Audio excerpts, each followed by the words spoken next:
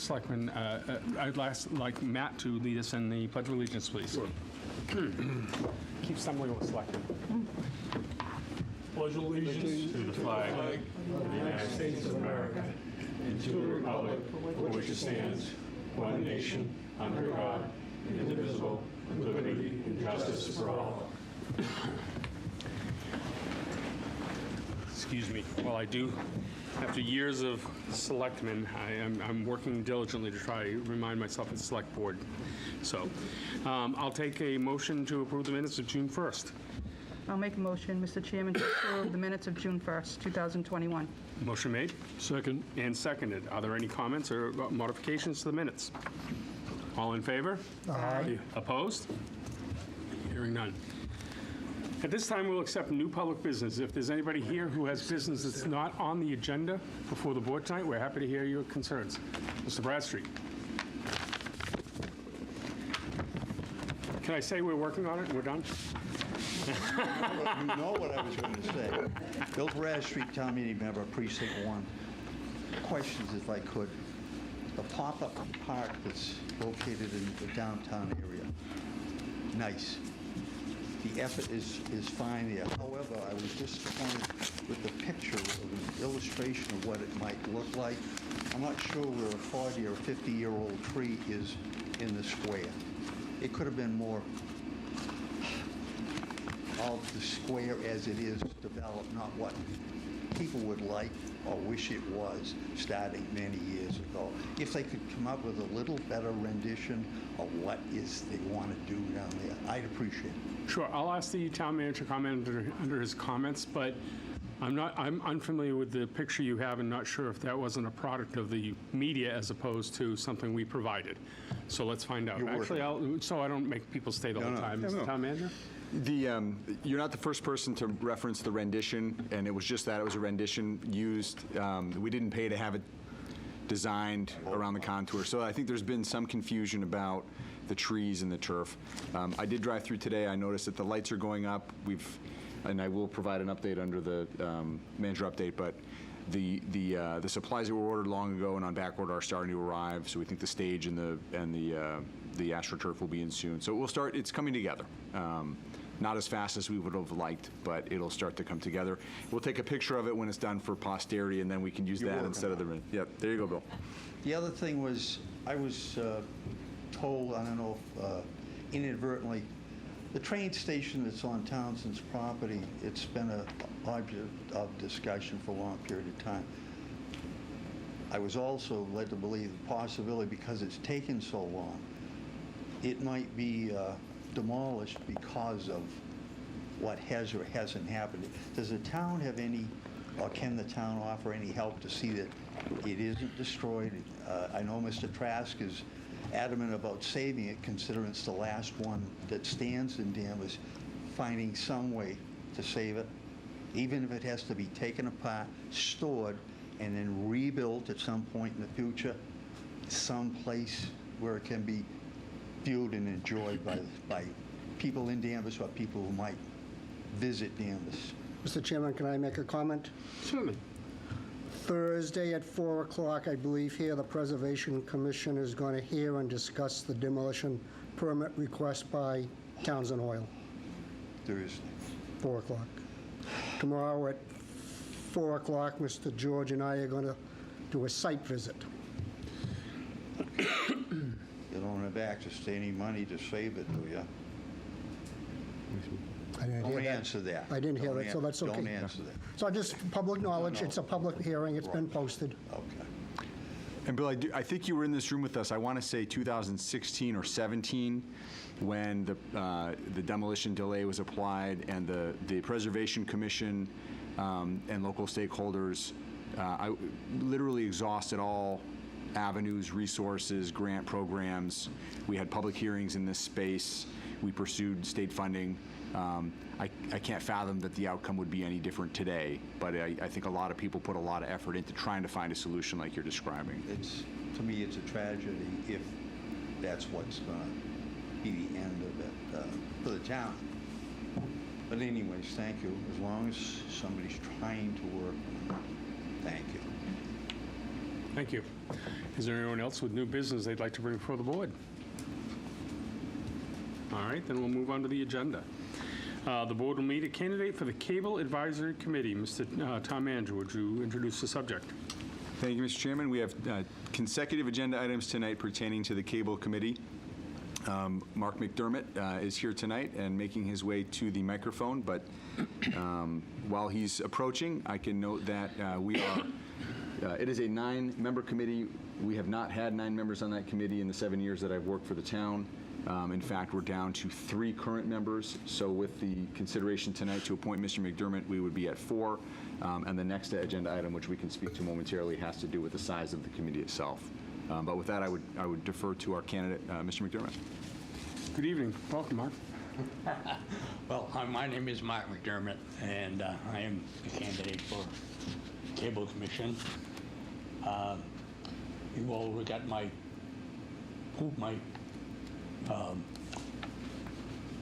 Volunteer for. Talent pool. town pool. And one of the things I haven't liked off of that was that I am on the disability committee, even though we haven't met for 3 or 4 years. I got my name up here, 37 years as a town meeting member. And I'd still be a town meeting member other than I moved from Precinct 5 into Precinct 2, and I said, to heck with it. I'll get some younger person to take a town meeting spot. I've lived in Danvers all my life, and Catherine Ellsworth, I got to give you credit on the fact that my wife, Diane, worked for Dan Toomey, and when he was, and she actually trained Wayne Marquis, came to work as an assistant, and she was hired by Bob Curtis. So I've, as I say, I've lived in Danvers all my life, and Dave Mills talked to me about getting involved, and I tended to, I thought it over and said, well, I got to get involved a little bit. So that's it. Thank you, Mark. David, do you want to start comments? Mark and I have been friends at least 50 years. He'll say it's more, but I'm not that old. I see Mark many times a week because we are pals at the Danvers YMCA. And the last cable committee meeting that I went to had to be adjourned because there were only 2 members and 3 were required to be a quorum. So when I saw Mark, and I know of Mark's continued interest in various municipal matters, I said, listen, will you help us out? And he talked to his wife, I'm told, and she gave him permission to fill out the volunteer sheet. Always gives me permission. And I think he would be. I'll tell you something about me and my wife. We started school together at Wadsworth School in the 1st grade. And I went to Wadsworth, I went to Tapley, I went to Richmond School, I went to Highland School, I went to Richmond School, I went to Holton High. My class was the last class to start at Holton High. Then we went to the high school, the new high school. Then in those days it was new in 1962, and she was with me, and we are classmates in school. And her mother used to say that she beat me over the head with a sand shovel. So we've been around in this town. I've lived in town for 74 years. So I think Mark could bring a lot of local color to that committee. Other than the 8 years that I was in the Navy. Matt? Thank you, Mr. Chairman. Just a point of information. I'm not really familiar with this committee. What does it do besides look at the licensing process with Comcast and Verizon? Does it have any power to represent residents that have issues with their broadband service? So cyclically, and I could let David speak to it, he's been serving as a liaison for a long time, but cyclically, it serves as the select board's representatives in renegotiating the agreements, but it's also a landing spot for residents who have concerns or questions or frustrations with the service they're providing. We have a conduit with the telecom. All right. All right, thanks for the information. So, Mark, I think I only have one question. Have you ever worked for Comcast or for Verizon? No. Okay, so you're independent, you're non-affiliated. All right, thank you. Thank you for your service and your willingness to serve on this committee. Appreciate the effort. That's all I have, Mr. Chairman. Hi, Mark. It's Maureen Bernard. Long time no see. Welcome. I think it's a good choice. I would vote in favor. Thank you, Dan. Mark, thank you for your years of service to the town, and you're willing to continue on with this cable advisory committee. Thank you for stepping up. And I am not that old, but I have known Mark for 40 years. When I returned to town for college, I joined the Knights of Columbus, and we've known each other since that point, when I was 18. So I can't think of a finer candidate. I'll entertain a motion. This is a town manager's appointment, is it not? I believe it's a board appointment. It's a board It is, appointment. Okay, yeah. then I will I accept the make a motion. motion that we appoint Mark McDermott to the Cable Advisory Committee. Second. Motion made and seconded. Any more comment? All in favor? Aye. Opposed? Thank you very much, Mark. Thank you, Appreciate your Mark. willingness to serve. The board will consider reducing the Cable Advisory Committee membership from 9 to 5 members, Mr. Chairman. Thank you, Mr. Chair. So, Mr. Town Manager, sorry. I don't want to be the chair. Okay. I like the seat at the end, thank you. As we started to discuss, I don't think we've had more than 7 members, honestly. I said we haven't had 9 since I've been here. I don't believe we've had more than 7 since I started 7 years ago. We will still have a vacancy on that commission if the board sees fit to reduce the number from 9 to 5. And so the recommendation would be the board has the authority to do that, and so by a vote of the board, staff would recommend that the committee be resized to 5, and then we will continue looking for a 5th member to fill out the slate. And again, I'll defer to our liaison to start the discussion. David, do you have any thoughts on this? Seems to me 5 would be a good working number.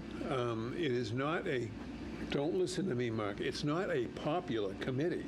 In other words, it's like, well, what do we do? Well, we listen to negotiations between our attorney and the attorney for either Comcast or Verizon in negotiating the contract. And we have responsibility for listening to the DTAC group with respect to funding and their financial woes and issues. And I don't know, Matt, I don't know if the committee has ever held any listening to of customer complaints. So I don't know that has happened. So I don't know too much more about it than that. I know that Jen Breaker is the town's representative to the committee, and she is a genius, and she is committed, and I rely upon her a lot as far as my participation as a select board liaison. I don't do much. Thank you. Thank you, Matt? God. Yeah, it sounds like with only 3, you'd have a difficult time getting a quorum if you had to make any type of legal decision. So I would be in favor of this, reduce the total members to 5. Thank you. I'm in favor of the 5 members also. Ken? So it's unfortunate today, it's not just the Cable Commission or Committee. I belong to 2 other organizations where we've had to rewrite the bylaws to reduce the number of people that sit on either the Board of Trustees or the directors, because we can't get enough people to fill the spots, and then we always have a problem with a quorum. So it's a fact of life today that you need to cut down the membership in order to conduct business, and I would be fully supportive. Thank you. I have no further comments myself. I'll entertain a motion by the board. Mr. Chairman, I make a motion that we reduce the membership on the advisory committee from 9 to 5. Second. Motion made and second. Any comments, questions? All in favor? Aye. Opposed? Thank you very much. The next agenda item, the board will consider the application of Lauren Rothwell, manager, for a one-day wine and malt beverage license on Sunday, July 18th, 2021, from 3 to 7 p.m. at Endicott Park, 57 Forest Street. Is there someone to speak to that? Welcome. Thank you. I just wanted to say thank you for having me today, and we look forward to having this event on July 18th from 3 to 7, and we're just looking to apply for a wine and malt license for this event. Could you tell us what the event is? Yep, it's a celebration of life for my husband. Okay. And- Private event, I'm assuming? Yes, it is. Okay, thank Yep. you. It's because of COVID, we weren't really able to have any kind of event, so we always loved Endicott Park, so we just thought it would be a great place for us to have it with friends and family. I'm sorry for your loss. Thank you. Board members, I'll start with Mr. Duggan. Thank you, Mr. Chairman. So also sorry for your loss, and hopefully that you'll find the Endicott Park to be kind of therapeutic for you. This will be a private event with adults only? There'll be maybe some children there too. Okay. So how will you manage that alcohol is only consumed by those that are over 21? Will there be somebody that's responsible? Will you be responsible for that? We have a caterer that's coming I and see. taking care of all that. Okay. There's going to be an area that's roped off too, and we're just going to kind of put it towards the back where the pavilion is, Okay. around there. And do you have a ranger there that will be sort of on duty in that area while you're having the service? There might be somebody popping in on Yeah. that, yes. Yeah, we're I've just been dealing with Erica from Endicott Park, but I'm not sure she'll Okay. be there in particular. Just concerned about people may kind of invite themselves into your group, so Right. So we're going to have it definitely sectioned off. like corralled off. And yeah. have some signs as well. Okay. And I believe there's signs saying that people aren't permitted to walk outside the barrier Right. with any alcohol. Okay. Well, it sounds like you've given it some good thought, so thank you. Thank you. Thank you. Select Board Member Bernard. I went to school with Matt and Lauren. So sorry for Matt. Thanks, Maureen. Wonderful, wonderful guy. I can still hear him laugh. Contagious smile and laughter. Thank you. They're a very responsible family, so I vote in favor of this. Thank you. Select Board Member Bennett. Thank you. The caterer is doing the serving? Yes, just of the drinks. All the that's drinks, all. and they're tip certified? Yes, and also they have insurance, alcohol insurance too. Okay. Thank you. Select Board Member Mills, any comments? Thank you. It just sounds lovely. I have not heard of the park being used for this beautiful type of event before. So I think it's great. Thank you. I'm Best glad to be the wishes. first. I have no questions either. And I'll ask the clerk, is this, I noted and I forgot to ask you, this is not a public hearing, is it not? No. Okay.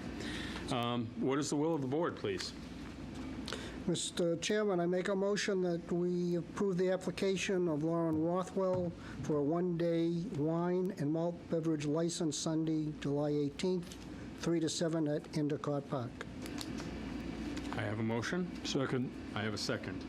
Any comments or questions on the motion? All in favor? Aye. Aye. Opposed? Thank you very much and enjoy the day. Thank you so much. I the really remembrance. appreciate it. Thank you. Looking forward to it. The board will consider an application of the Danvers Historical Society, 11 Page Street, Lou George Manager, for a one-day malt and beverage license on Tuesday, August 3rd, 2021, from 5 to 9 for a summer beer garden event at Glen Magna Farms, 29 Ingersoll Street. Mr. George. Good evening. I'm Louis George. I'm a member of the Board of Trustees of the Danvers Historical Society, and I'm here today for a one-day wine and malt application for a summer beer garden that we're planning on holding at Glen Magna Farms on August 3rd, a Tuesday evening.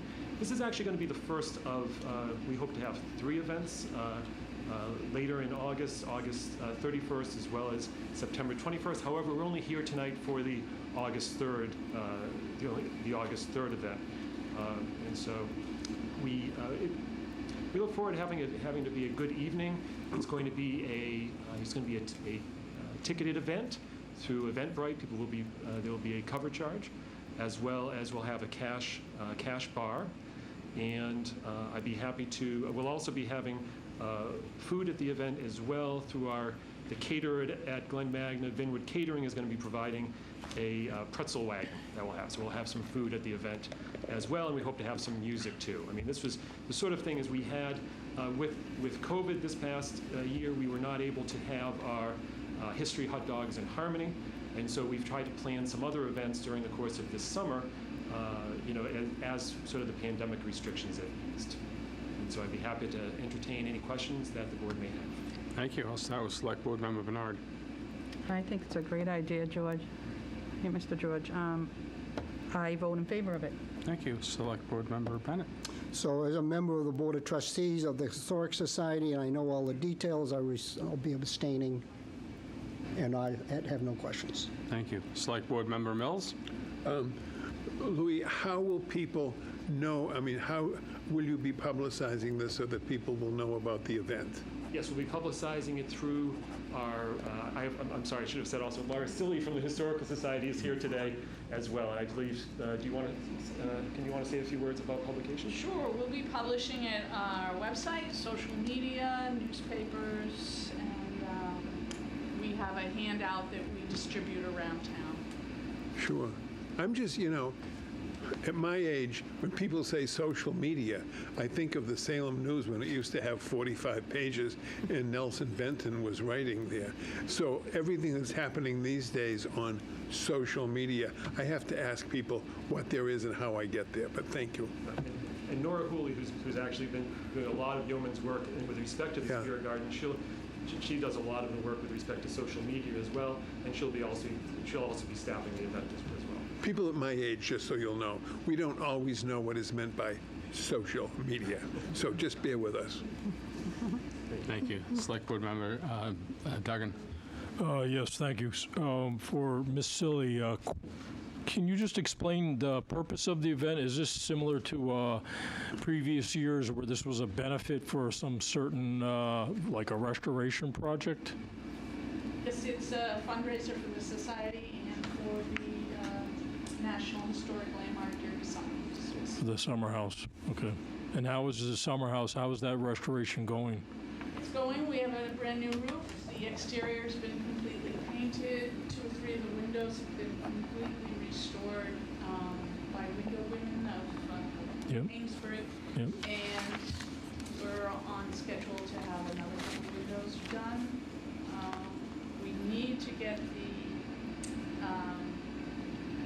reaper and the milkmaid back up on the roof where they belong, because that really is strange right now without them up there. They need to be, I think they're going to be recreated.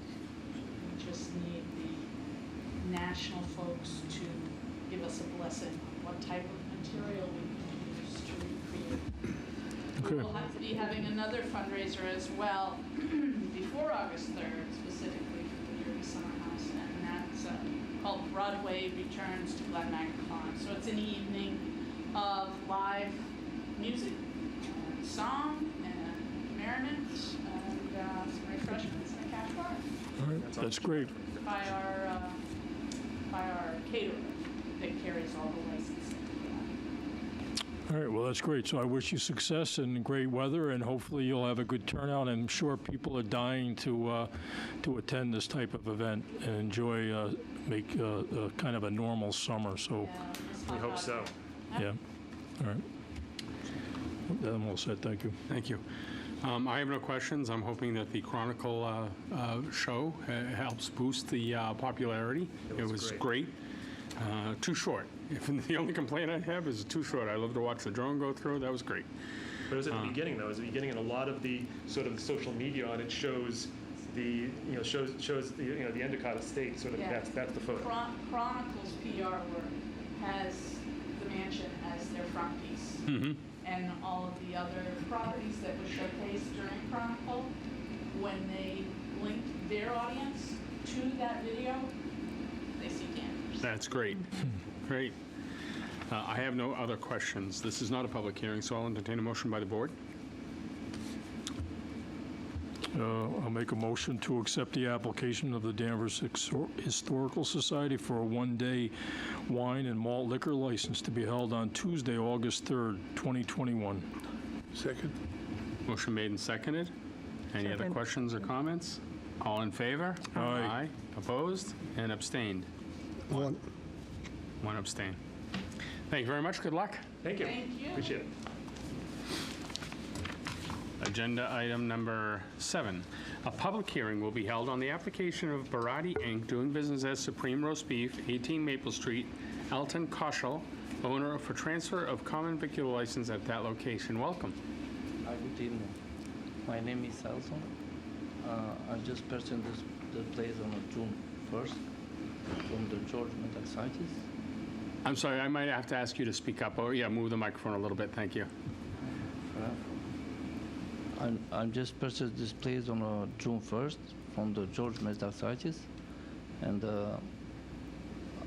I'm right here on the board house. Yeah, I'm not hearing. So you're replacing George. You took over, I heard you say you took over on June 1st and purchased the business from George, who belonged. Supreme Roast Beef and Dale. Yes, please, feel free. On the microphone? Oh, on the mic, though. We do to film this for local access, so if you can just stand to the mic. Okay.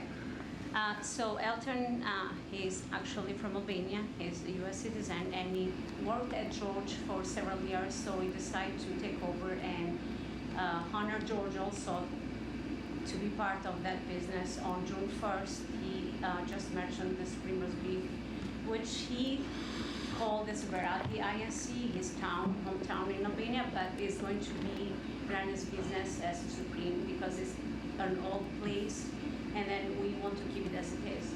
Great. Do you plan on any business changes, hour changes, or anything like that right now? No, we haven't changed nothing. He hasn't changed nothing. I'm speaking on his behalf. And we're going to have a lot of improvement, but right now we are having the same personnel, and at the same time we're training them about the food safety and everything. And at the same time, he's going through the process of training and the CPR, because it's a place that has almost 25 sitting. So also to improve, we're not going to change nothing inside, but as anything that is going to be changed, we're going to notify the board of the inspectors here in town of Danvers. I will start with Select Board Member Bennett, please. So you've actually worked there for a couple of years yourself, and you're taking over the business? Yes, he did. He worked there for almost 8 years, I think. Okay. Probably in the back. In the back, yeah. Yes. He's still in the back.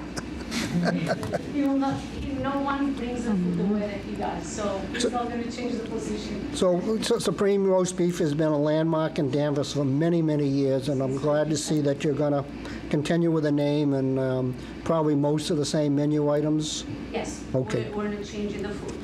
Very good. Thank you, and good luck to you. Thank you. Select Board Member Mills. Thank you. Good luck. Sounds wonderful. Select Board Member Duggan. Oh, thank you. Yeah, I would suggest that you don't really change much of anything. If it works, just keep it the way it is. And I wish you the best of success. Thank you. Select Board Member. Yes, I've been going there for many years. I remember seeing you working.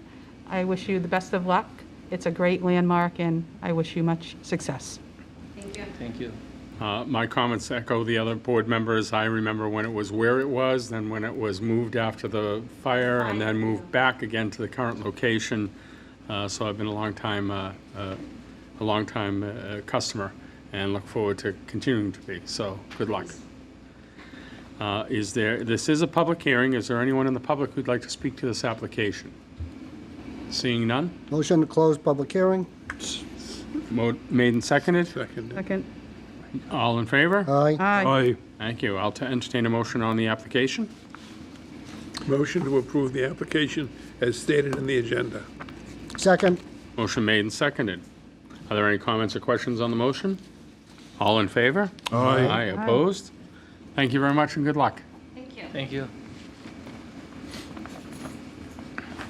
Public hearing will be held under Chapter 140, Section 181 of the General Laws on the application of Burn and Burn LLC, doing business as Pub 49, Melissa Bucci, manager, 49 Maple Street, for a 7-day entertainment license and a jukebox at that location.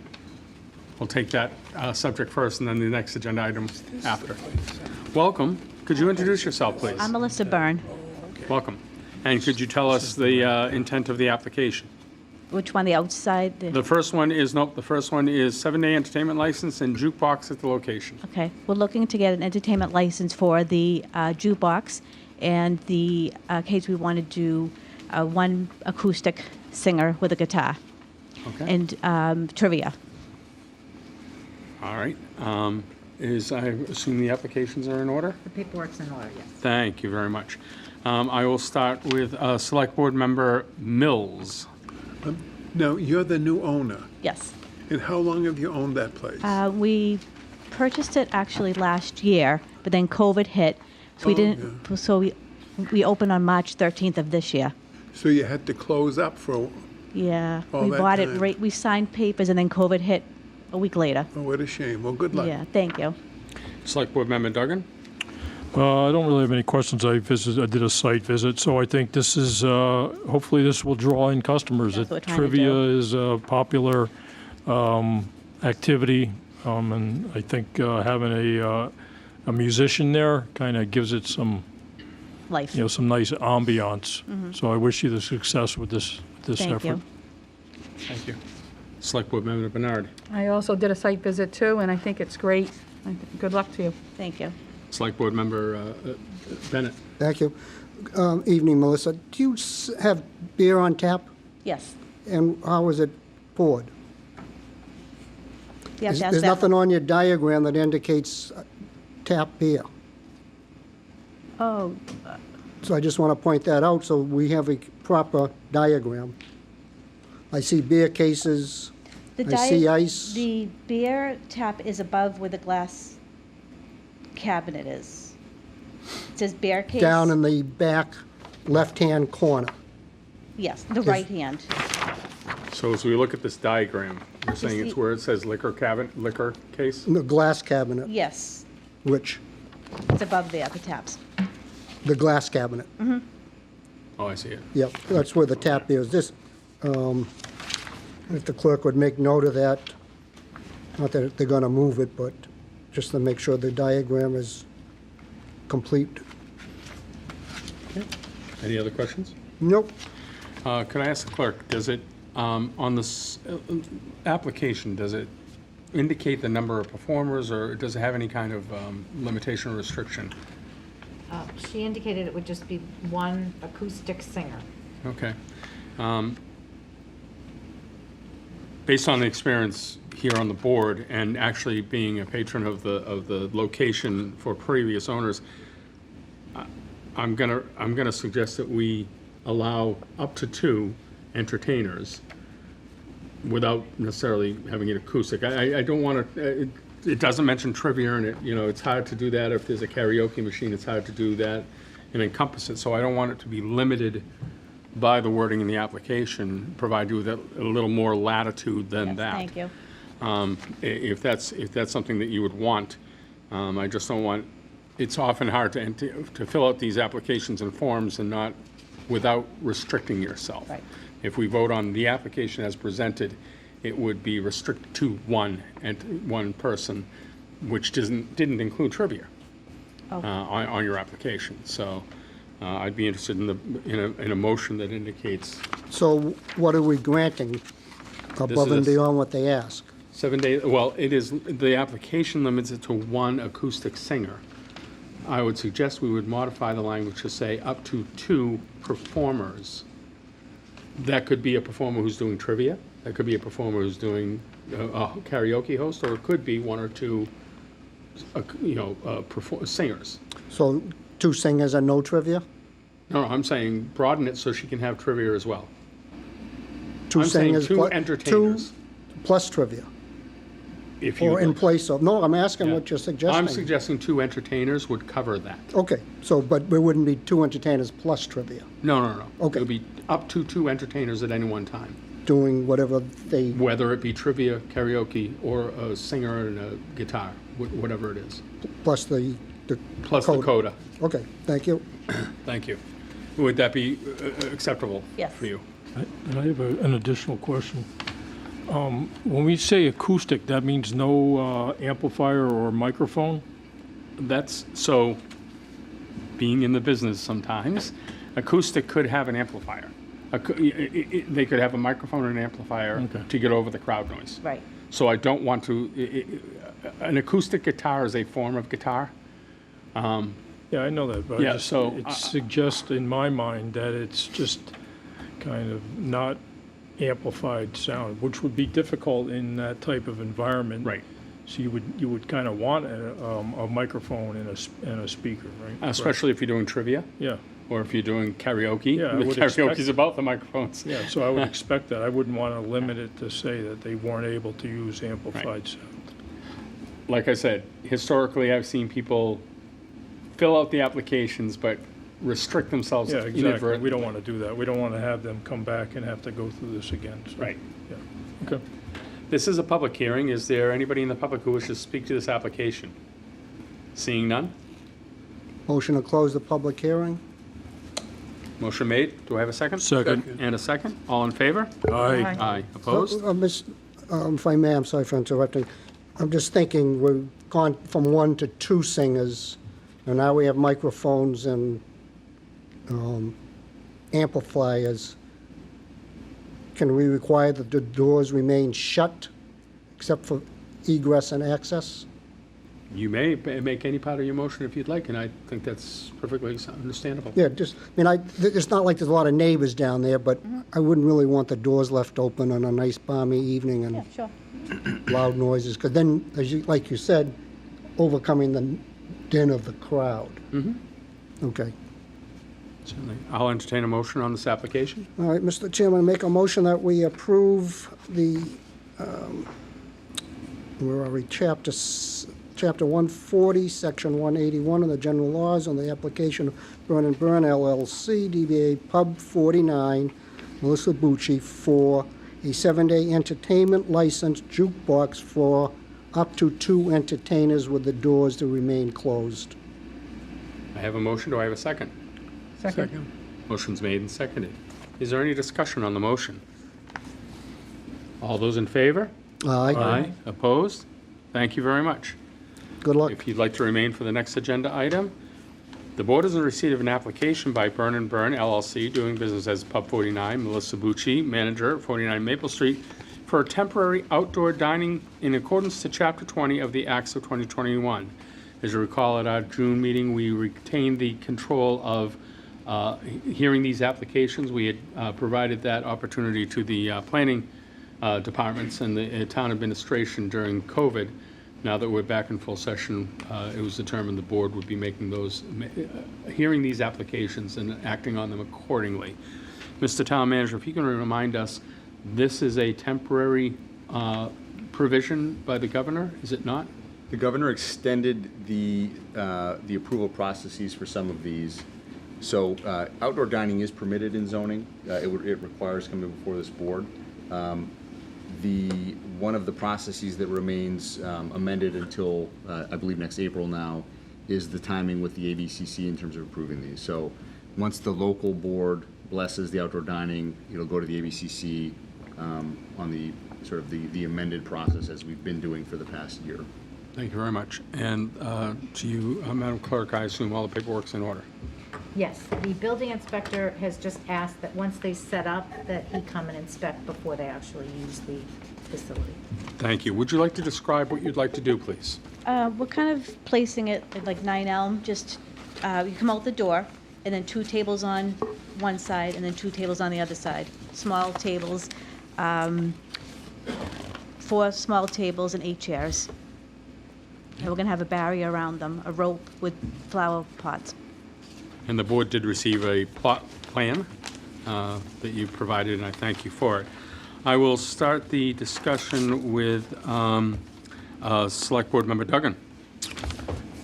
Thank you. So I mentioned I had done a site visit here, and I had met with the manager, Melissa. She we went outside and she showed me and explained what their vision was. And so it matches with the diagram that was provided to the board. There are going to be, as mentioned, 4 tables, 8 chairs, and then I also suggested some umbrellas because that side of the street has very bright sunlight, and on a day like today, it's very uncomfortable to be sitting out in the sun like that, I think. So I don't know if that was part of the application, but umbrellas should be included. There's sufficient access for pedestrians to pass by this configuration. You could easily have 2 people walking abreast. There's plenty of room on that side of Maple Street to have this setup. It doesn't seem like it would be obstructive to any pedestrians.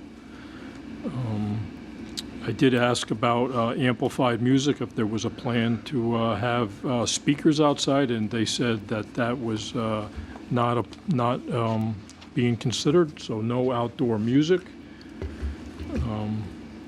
And other than that, I think this is a great opportunity for this establishment and other businesses in the downtown area to kind of get back to normal and recoup lost revenue. So any type of application like this, I think it gets my support if it's done in a manner of which it's not obtrusive. So I would favor this application. Thank you. Select Board Member Bernard. Exactly what Matt said. I'm in favor of it too, and I also wanted to see about the barriers, and making sure there was enough room for pedestrians to walk, by there. So I think it's great. I think It's it's actually quite large. Yeah, the sidewalks seem bigger on that side It too. does, it is, Yeah, wider, I should say. Good luck. Thank you. Thank you, Select Board Member Bennett. Thank you. On paper, this looks great. I hope it works for you. My concerns are, we're saying 4 times 2 is 8. So I show up with my 2 friends and I want to sit at a table. Do I go grab a chair? Am I permitted to grab a chair and put it there? And you're going to have trouble enforcing that. So good luck to you on that. I mean, I appreciate you wanting to restrict it, but I think that's an issue with an establishment like this, to keep it to the 2 people. I think you'll have some pushback from your patrons. Yeah, I believe some of the other establishments only have 2 in town. But it looks to me like there's room here for, some of the other establishments, there's no room for a 3rd chair or another table because they're so confined. But you intend not to let people bring chairs outside? No. Okay. Thank you. Select Board Member Mills. Thank you. I adopt Member Duggan's comments. I worked restaurants for 11 years going through school. What you people have to go through now in order to try to make a living with all of this stuff. I really respect you. Good luck with this. Looks like it's very thoughtful. Thank you. I do have a couple of questions. You can't tell by the diagram. Are these low tables or high tops? It's going to be low. Low tables, okay. And I would ask that the tables be against the building, as you have in the diagram, and not against the chains. My only concern is easy access across the chain. And we don't want people at tables at the chain talking and chatting with the people on the sidewalk and kind of holding up the sidewalk. Currently, your customers go out there to smoke anyhow.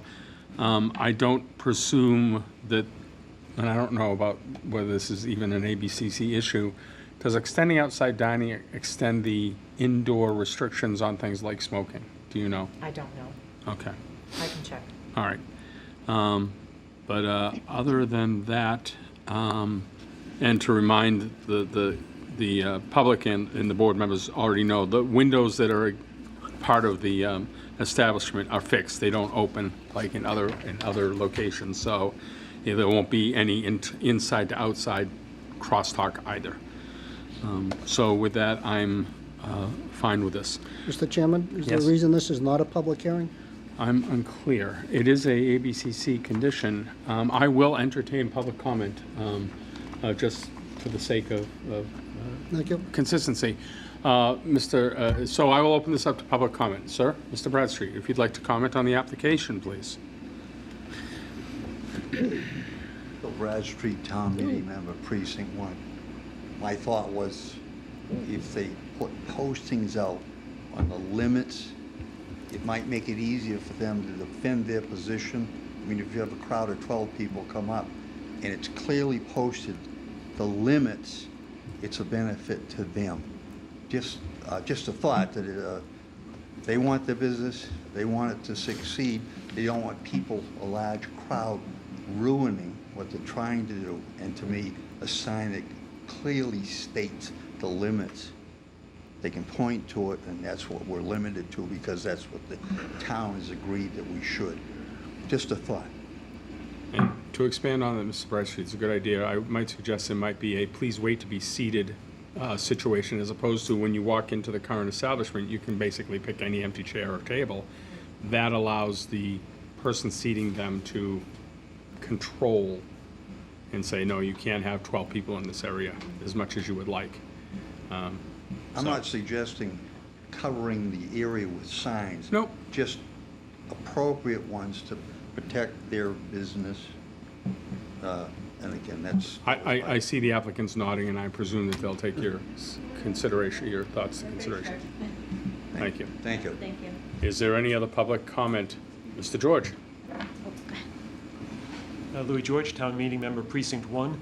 Just a question with respect, and I guess this is picking up on the question about smoking, is so with the outdoor seating, will smoking be allowed in the seating area? And if not, is there anything, because understanding that people do go out there to smoke, will the smoking, that sort of smoking area, will that be moved a little further away from where the seating is? If you'd like to answer, if you had any thoughts on it, we'd entertain that. We'll have to address that. Okay.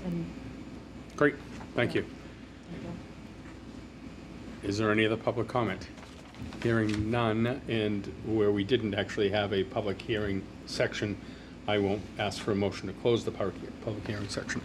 So I will entertain a motion on the application for temporary outdoor licensing.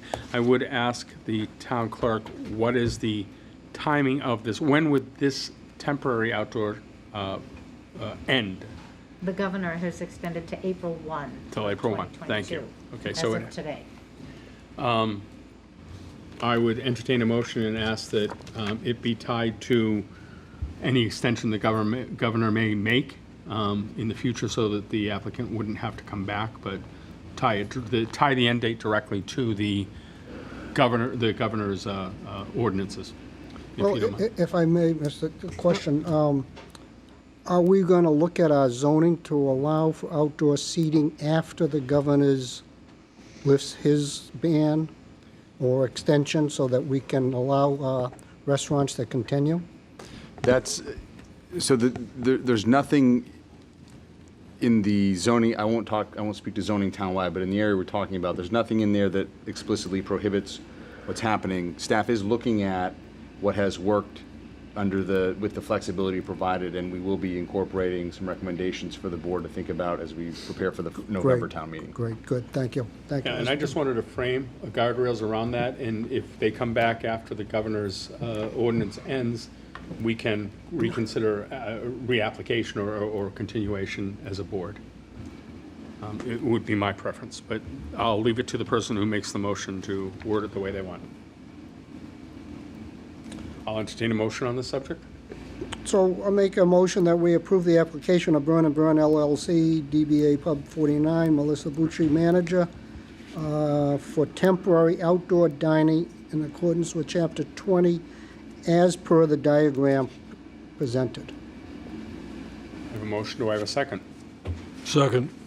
Motion made and seconded. Are there any discussion on the motion? All in favor? Aye. Opposed? Thank you and good luck. Thank you very much.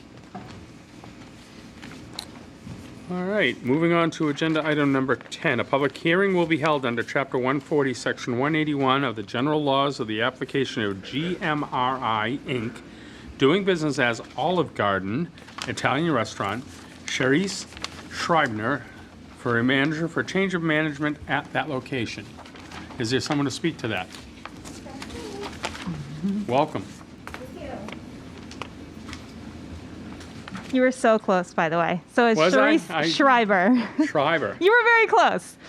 So yeah, I'm the general manager for Olive Garden in Danvers. I'm just here to get a change of name. And I have all of my certifications in front of me, and I know you have my tip certification. All my paperwork's in order, and I am welcome to any questions. Great. I will open this up and start with Select Board Member Bernard. I looked through your paperwork. It does look like everything's in order and the tip's certified. You look like you have it together. It's great, thank you. Thank you. Thank you. Select Board Member Bennett. Thank you. So, Reese, how long have you been at Olive Garden at this site? I just got there on the 31st, so I'm brand new to this location. I was currently in New Hampshire, and then before that, Maine. So there, they didn't need me to be tip certified, so I don't have anything previous Okay, to so you're this. 31st Of last month, sorry. of May? Correct. Okay, that's why you just got your tip certification. So that really clears up any ambiguity I thought may have been there. Okay. That's the only question I have. Thank you. Thank you. Select Board Member Mills. I like your attitude. Thanks. I haven't been there for a while, but I'm going to go. Awesome. Seriously, people will want to work with you. Hope you have good luck finding employees. Thanks, nothing further. Thank you again. Thank you. Select Board Member Duggan. Thank you. So, is it Charisse? Correct. Can you just explain at the other two locations that you just mentioned, New Hampshire and Maine, did you perform a similar role that you're going to be doing now? So when I was in New Hampshire, which was my previous location, I was the culinary manager and the service manager. So I just got promoted to general manager, so this is a new area for me, so I'm still learning. Okay. And in Maine, I was just a regular employee. I worked my way from the top, from the bottom. I started as a server. I trained in every position. I got promoted, and then they transferred me to New Hampshire. Okay. So you handled alcohol. You either served alcohol, or were you a manager of the bartenders or the people that handled the alcohol? Can you just expand on that, your experience with the actual alcohol? Sure, yeah. So I was a server and a bartender. I did serve alcohol. We weren't necessarily needed to get the tip certification in either state, but Olive Garden and Darden in general have a very extensive training program that covers all the things we need to know when it comes to state laws. Okay. Did you ever have any experiences where you were kind of had to show some management skills about how to diffuse a situation or that type of thing? Absolutely. Okay. Yeah. And A you're couple. comfortable. And you're comfortable with that, being in that role? Oh, yes. Okay. I'm a born leader. All right. That's good. All right. Well, good luck, and I wish you success at this new location. Danvers is a great place to work. It looks like you still live in New Hampshire. Maybe you'll consider moving to Danvers at some point. I considered it, but it's very high right now. All right. That's all I have, Mr. Chairman. Thank you. The board members asked many of the questions I would have normally asked. I do see by your application that you plan on being on site 40 hours. When you're not on site, first, I assume you're familiar with our Town of Danvers regulations on liquor service. Correct. And will you be naming someone as the secondary, one or more people who are also tip certified? Yes, I actually have two, and I have the form in front of me. Thank you very much. Because we like to know that there is someone on the premise at all time who's tip certified as a manager or acting manager responsible. Understanding that you didn't have it because in your former employee states you didn't have to. I also had the same question about the recent date of the tip certification, but you've explained that well. As a service manager, were you also responsible for wholesale purchasing of liquor, or have you had to do that before, or was that left to the manager previously, the general manager previously? It was not my direct responsibility because we have an LBO manager, so that's lobby, bar, and offsite. I actually haven't been that manager before, so I haven't directly had to do that. I know how to do it, but I haven't had to do it. Okay, but it wasn't part of the local Olive Garden management responsibility. It was someone else's job anyhow, so. Correct. It was just a different position. Okay. And in Maine or New Hampshire, were you named on the liquor licenses in either of those locations? No. Okay. I think you explained your experience well enough. I see the other contents of your application, the questions I would normally ask, so I have no other questions. This is a public hearing, so is there any member of the public who would like to speak to this application? Motion to close the public hearing? Motion made Second. and seconded to close the public hearing. All in favor? Aye. Aye. Opposed? Thank you. And I'll entertain a motion on this, on agenda item number 10. Move to approve the application as reflected in the agenda item number 10. Motion made Second? and seconded. Any questions on the motion? Hearing none, all in favor? Aye. Aye. Opposed? Thank you very much and good luck. Thank you so much. I Thank was so you. nervous. Just a quick question. Do you want that form? You'll work with the town clerk. Connect with you. Thank you. We do have some upcoming reports from town bodies. I would, if the board doesn't mind, I would take I'd ask for your indulgence to move item number 14 up in the agenda at this time, if you don't mind. Is there any Okay. objection? No, none? All right. Thank you very much. The board will consider a naming rights request for the Archive Center at the library. Mr. Town Manager? Thank you, Mr. Chairman. You received in your packets tonight a letter from the acting library director.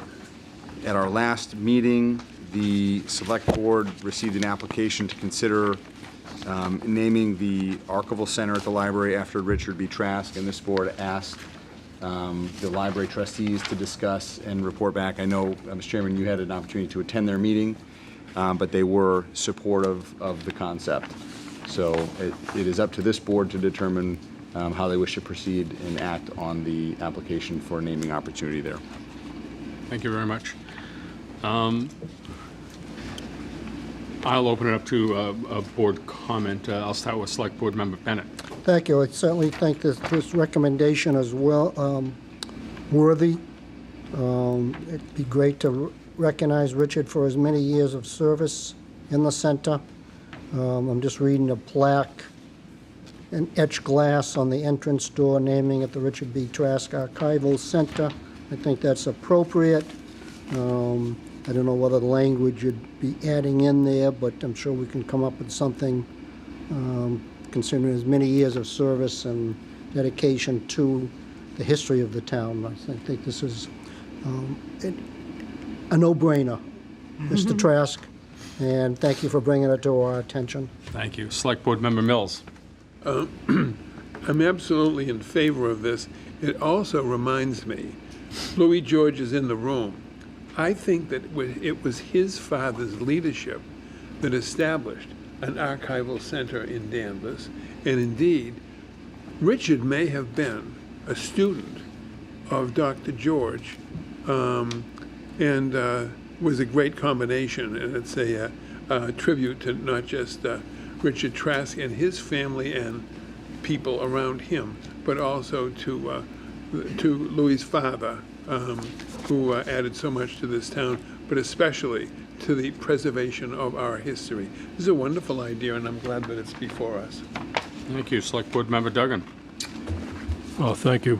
Just a general comment first. I'm pleased to see that we have a definable process about how to recognize individuals in this town that go above and beyond what's expected for them. So I'm assuming that this process will be available to others that want to also recommend or promote someone for a naming of either a building or whatever. So I'm pleased that we've got this squared away. For this application specifically, I think Richard Trask is He's kind of salt of the earth, and he really defines what makes Danvers such a great place to live and work. And the contributions that he's made over his years is something that will last pretty much forever. So people years from now will be able to look at the material that he's created and really have a good understanding of what Danvers is like not only today but in years past. It's invaluable information, and oftentimes it gets lost in history. So I think this is a great way to recognize people, and hopefully it will promote others to actually also go above and beyond what's expected of them. So I'm in favor of this application. Thank you. Select Board Member Bernard. I can't think of a more deserving man than Richard Trask to get this. As Dan said, it's a no-brainer. History's very important to this town, and if anybody ever has a question, you can always go to Mr. Trask, and it was always very helpful, and I think it's very, very good, and I like what Matt said about having a policy in place. Policy and procedures are very important, but I vote in favor of this. Thank you. So this is actually our second application under our new naming program. The first was the application we heard at our last meeting to name recognize the Susi brothers at the River Bridge. This came in. Those of you who know Richard Trask know he's very humble in his service to the town, and has often shied away from recognitions that people have offered to him. I did check with him, and he'd be happy to have this honor.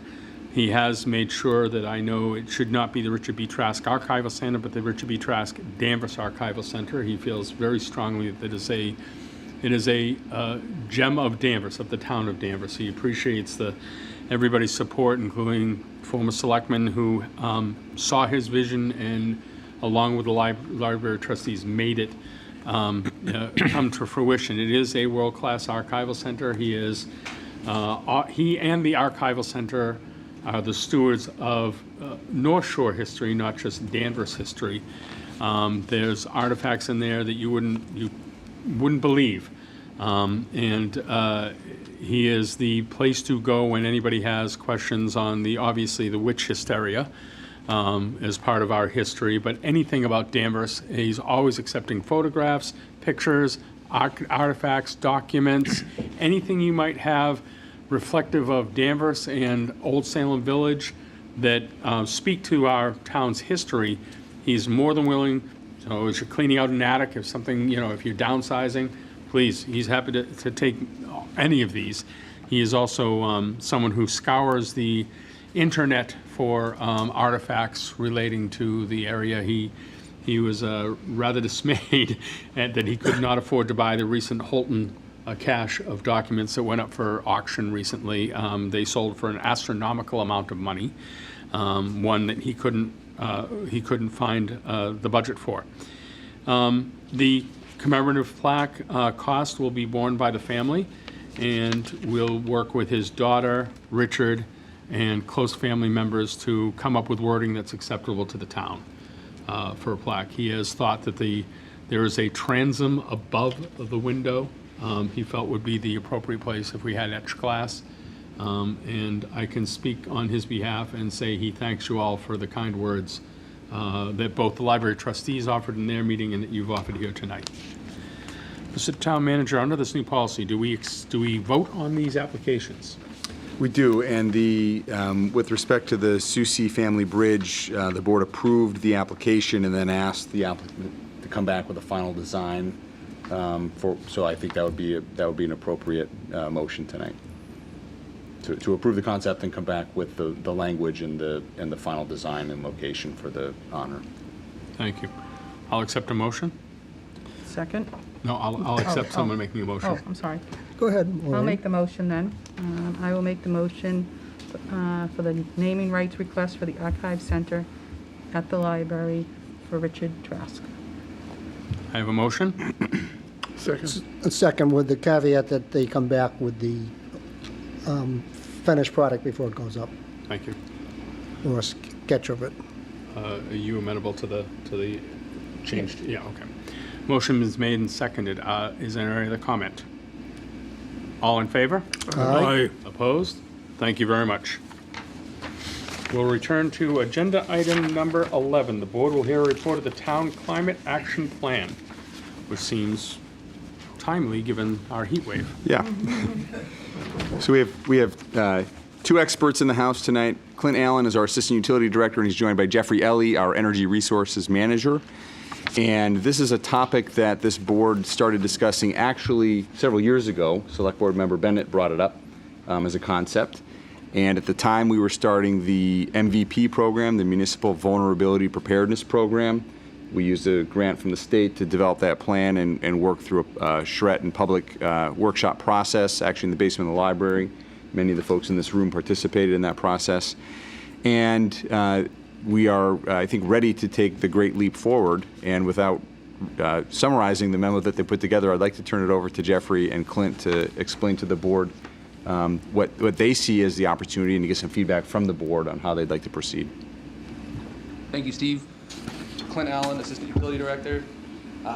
Steve, right there? Okay, Yeah. is that good? Perfect. I like to project anyways, so the microphone is just kind of a double on that.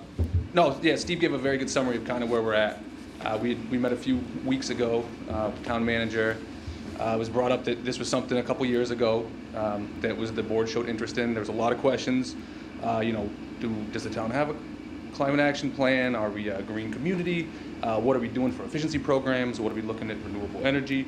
A number of those were addressed in a memo from a couple years ago, but it seemed like there was a pretty clear directive that there is interest in developing a climate action plan town-wide. So we are fortunate enough to have Jeff Ely. He started out as efficiency coordinator with the electric division. He's recently been promoted to our energy resource manager. He's had some experience in some other communities developing plans like this. So Jeff, if you want to take it and kind of give us a summary of where we're at. Sure. Hi, Jeff Ely, Energy Resource Manager for the Danvers Electric Division. So my background is in energy resource planning, obviously. I've worked for the City of Salem. I was their Energy and Sustainability Manager.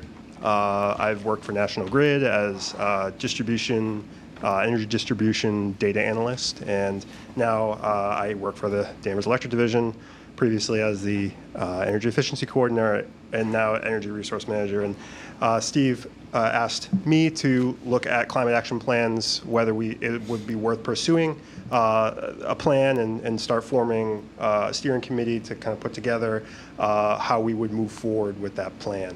We don't have a formal plan in place. We do a lot of different initiatives in the town. We do waste recycling, and we did the MVP thing, and we have solar in town, and we do energy efficiency with the Danvers Electric Division. So we have all these things that we're doing collectively, but it would be good to put, in response to climate change, to put kind of a more formal plan together. And if you can, as you see in the memo, kind of the big thing it centers around is having emissions reduction targets through a greenhouse gas inventory, and then kind of trying to reach a goal. So, for instance, reduce CO2 emissions, carbon dioxide emissions 85% by 2050 from some baseline year that we establish. That's just an example. Some communities adopt 100%, some do 80%. But communities that have municipal light plants like ours are in a unique position to impact the entire community and how we purchase electricity, where it comes from, how we encourage our citizenry to consume energy, how we save energy ourselves as a town.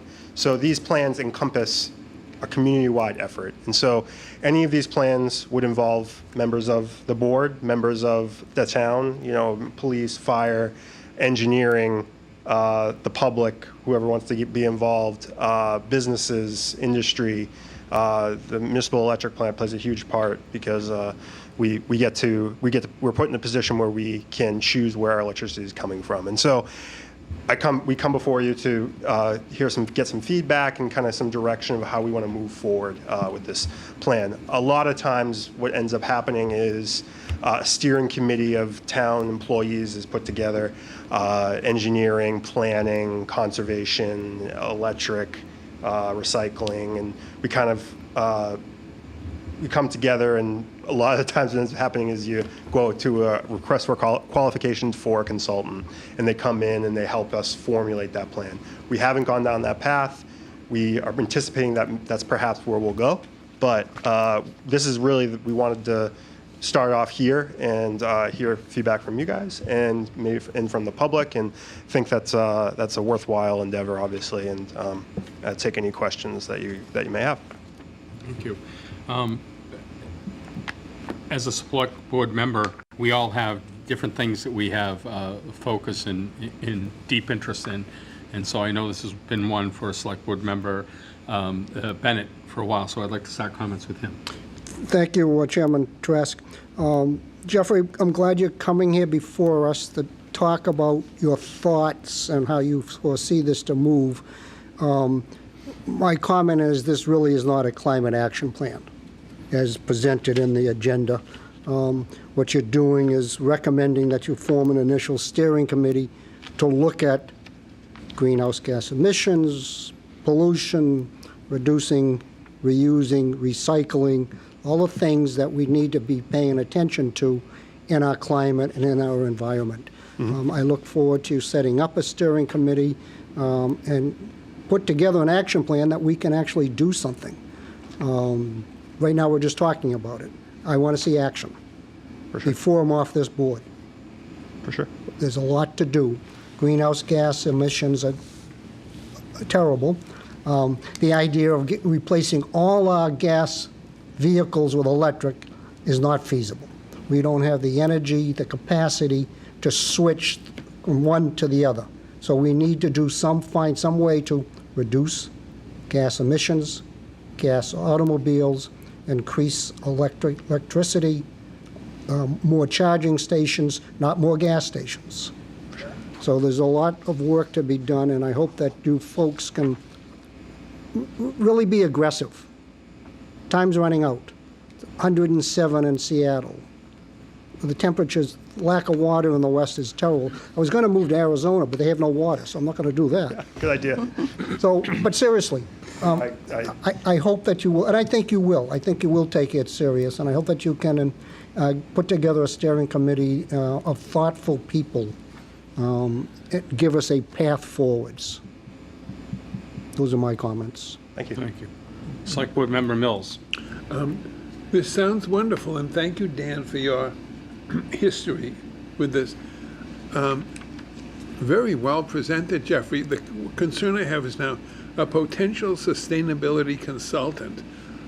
What cost will that be to the town? And by the way, I've been on some committees that should have consultants. And after about 3 years of mumbling around, we kind of get put things together, but it doesn't happen. I think that's always an important thing, but what is that going to cost the town? Right, and so the initial effort will be to put together some kind of request for qualifications where we'll see who the players are in this space, because we haven't gone down that path yet. I do know that there are funding opportunities at the state level, even maybe at the federal level at this point, but I know for sure at the state level with the Mass Clean Energy Center, with the Department of Energy Resources, and with the American Public Power Association with research and development grants.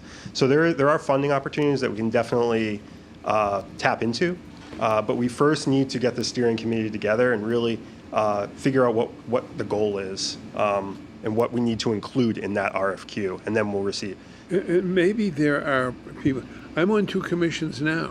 I'm not paid, and so much of it is volunteer. So maybe in state and federal government, there are agencies that are on top of this stuff who might supply on a one-year basis or something a consultant to kind of be the T group leader I don't know, just a thought. We completely recognize the it can be a high cost for these consultants, and so we're going to explore any opportunity to tap into state resources. Department of Environmental Protection may be another one out there. They all have funding opportunities, but we need to be able to, ask for something specifically from these agencies. So that's kind of why got to take the first steps. But I totally agree. Yep.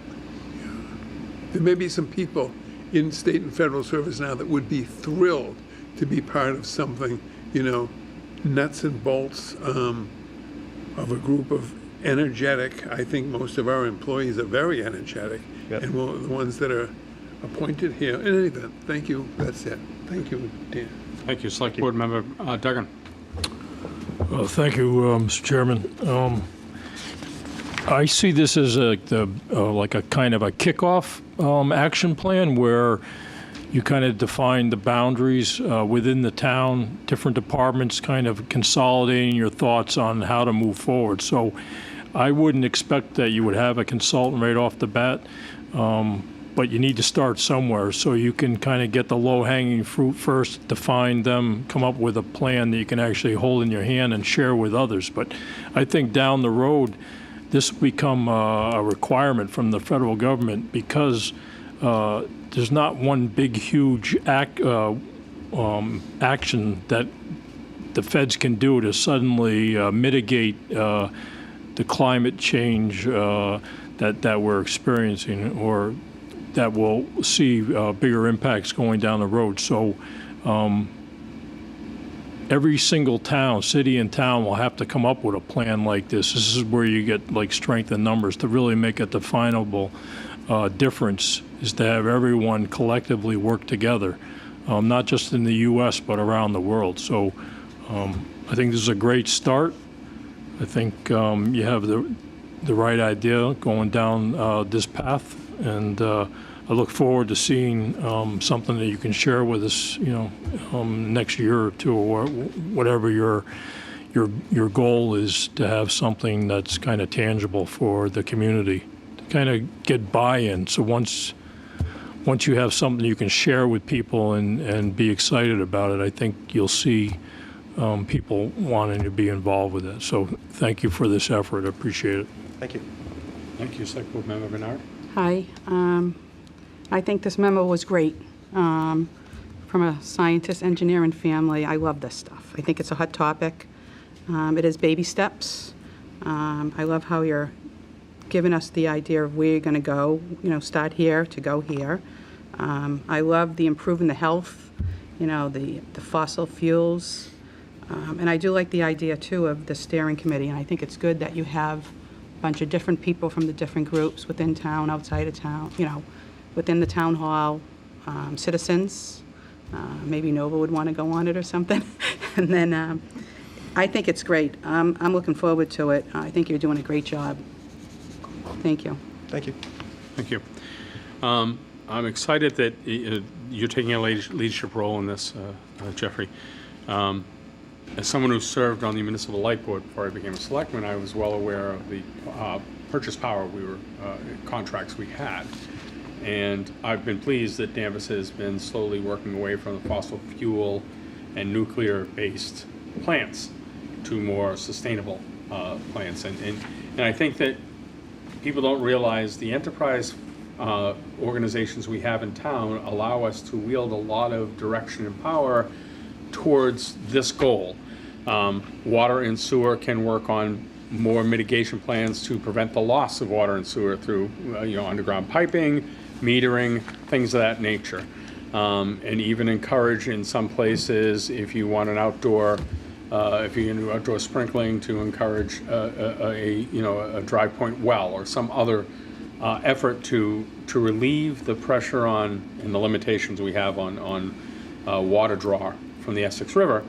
In the case of the electric division, to focus on rebate programs. I know we have them for energy efficient refrigerators, stoves, washing machines, dryers, air conditioners, all sorts manner of appliances. And I would really like to see that even escalated more. And even a more, I think that while I agree with Selectman Duggan this is in my world as a project manager, this is a kickoff document. But I don't think we have to wait for a final product to be initiating things that you actually have control over now. You have the control about what the next purchase power contract is. And consider that it's not always about the lowest cost, but maybe it's the most effective cost that reaches the goal of sustainability and the goal of long-term planning against 1 or 2 cents a kilowatt hour, whatever it is. We got to move away from peaker plants and other plants that are fossil fuel based. We'll talk about that later. But I'm also looking, and I agree that I think we do need to collaborate and consider a climate action sustainable preservation consultant.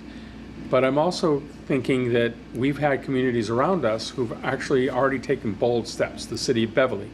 The mayor has made some strong declaration about the carbon footprint of the city itself, not just city administration, but the city itself and its residents. And I think this is an ideal consideration for regionalization.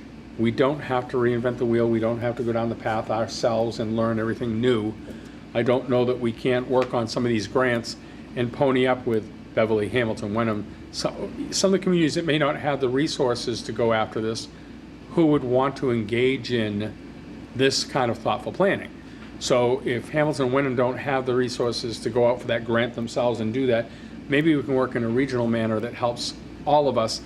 And yes, whatever the grant is or that role is, serves Danvers X% of the time and Hamilton and Wenham, it's regional. This issue doesn't end at our borders. So I'm excited about the start of this and look forward to it. I'm pleased to see, and not many people would know, we have several charging stations in town. We have one right outside this building. We have one downtown. We should be expanding that. And I know I'm piggybacking on the comments that Select Board Member Bennett has been pushing for years. For years. So and I think that we should consider that the sustainability question should come up at budget time. You're right, we're not going to go to an all-electric fire truck. That's not achievable. However, if there are other vehicles in towns, when a budget comes up, we again should weigh not just the cheapest vehicle, but the most sustainable vehicle and other vehicles. If it's an inspectional services car or truck, great. I don't expect it for a plow. I don't expect it for heavy equipment, but it's not, the technology is not there at this point, but other options and opportunities should be considered at the budget time and almost have this consultant as part of that to say, here's an opportunity I thought of that you may not have to a department head whose focus is more on delivery service for the appropriate budget. So I'm excited about this, and I thank you for the work to get into this, and I too consider this a good project kickoff and would hope to look forward to seeing what the next results are. And I think to tie together what I've just heard, I think it is a kickoff. It starts as a staff-driven effort, but it cannot be a staff-driven effort. And I think part of where the consultant can be helpful is if we're starting to talk about things like incentivizing behavior changes, turning over fleet, and making decisions that have budgetary impacts, it's important that the public is aware of these discussions, has weighed in on these discussions, and is supportive of these discussions so that we can, if we're going to change behavior that often, there's a trade-off, and we have to know what those are and be prepared to make those. And I know, Select Board Bennett, Member Bennett used the word aggressive, and I can assure you these guys would like to run forward at full speed ahead and start this work. They're excited about it. We have staff across the organization that's excited to start this. But we will need the public to be there every step of the way to make this effective. And we have a good track record of finding out outside funding sources to do this type of work. So I am confident that we'll be able to get the process started prior to the next budget cycle as we start to think about what the next steps look like. Yeah, in my previous work with common action plans, resiliency plans with City of Salem, we work with consultants. And in Salem, we worked with CDM Smith. They do a lot of engineering work in the area. And like Steve mentioned, it's a stakeholder process. So you're involving everybody from the community, public, business owners, nonprofits, you name it, they're invited. they want to be invested in it and be involved. It's important. It's very similar to the MVP process, I think. It's just a little more guided towards climate action. And while we reap the benefit of being our own masters of our own municipal electric company, water and sewer, and don't have to worry about where we are in the pecking order when a storm happens or a break happens, there is a downside. Obviously, the big utilities can charge small fractions of an amounts to every ratepayer and offer incentive programs for solar panels, for other that we can't do. But I don't know that we shouldn't broaden our thought process on some of these incentive programs, incentivize people. I know Danvers Port did successfully put up a solar bank that helps not just them, but also the town, lightens the burden. But so I think the incentive programs are also very helpful. Yeah, we're definitely looking at exactly those type of some of those rate adjustments. In the Green Communities Act, to become a green community, you actually are required to have a small portion of your rate go to green programs to become a green community with municipal electric. So I've worked on the green community program in Salem and know the requirements, know all of the. So that would be one of the goals of probably this program, is to become a green community, if that's the path we want to go down, and that's what we decided to do. So yeah, I agree with that. Yep. Great, thank you. Yep. Any other comments, board members? I'm surprised we haven't looked at solar panels on top of this building. So if I may, Gardner, again, thank you for moving forward with the steering committee, and I understand that's the first step. And I think that's what I said back in January 2019, and to get a consultant. And I think the state has made a commitment to reduce greenhouse gas emissions, date specific, and I'm sure the state will be willing to help with planning, funding, grants. So hopefully everybody's finally waking up to, we have a problem and we need to react. And I appreciate you taking the lead on this, Jeffrey. Got it. And Clint, thank you for your efforts as well. Thank you. Thank you very much for the report. The board will hear an update regarding municipal broadband. IT Director Colby Cousins is here tonight. This is actually something we looked at what feels like 10 years ago at the beginning of the pandemic. We were working remotely, and I said, this has been on the back burner for a long time. Let's take a look at it. So Colby, Clint, and David Fields, who's not here tonight, he's our Director of Economic Development and Planning, worked together on this along with Keith DeVerner from the schools, and Colby's here tonight to talk about what they found. Mr. Chairman, Colby Cousins, IT Director. I'm speaking to you as a member of a group that researched and prepared a memo on the concept of providing municipal internet service to the residents of the community at the suggestion of the board. The memo in your packets has a lot of information, but I want to focus on a couple key points I think we should discuss before moving forward. First of all, the board is correct to entertain this idea. A few conditions are met. We have an electric light plant, which is a legal requirement to providing municipal internet. We own our own fiber backbone, and we've seen some success stories in the state. Concord, Mass. is an example of a similar-sized community that tried a project like this, and in Concord they ran 100 miles of fiber. In Danvers we currently have 18.5, so a significant build-out would be required on the order of 20 to 30 million. In addition to some of the success stories, we've seen some notable failures. In Kentucky, there's a project that's 100 million over budget. In Bristol, Virginia, they sold off their infrastructure at an $80 million loss.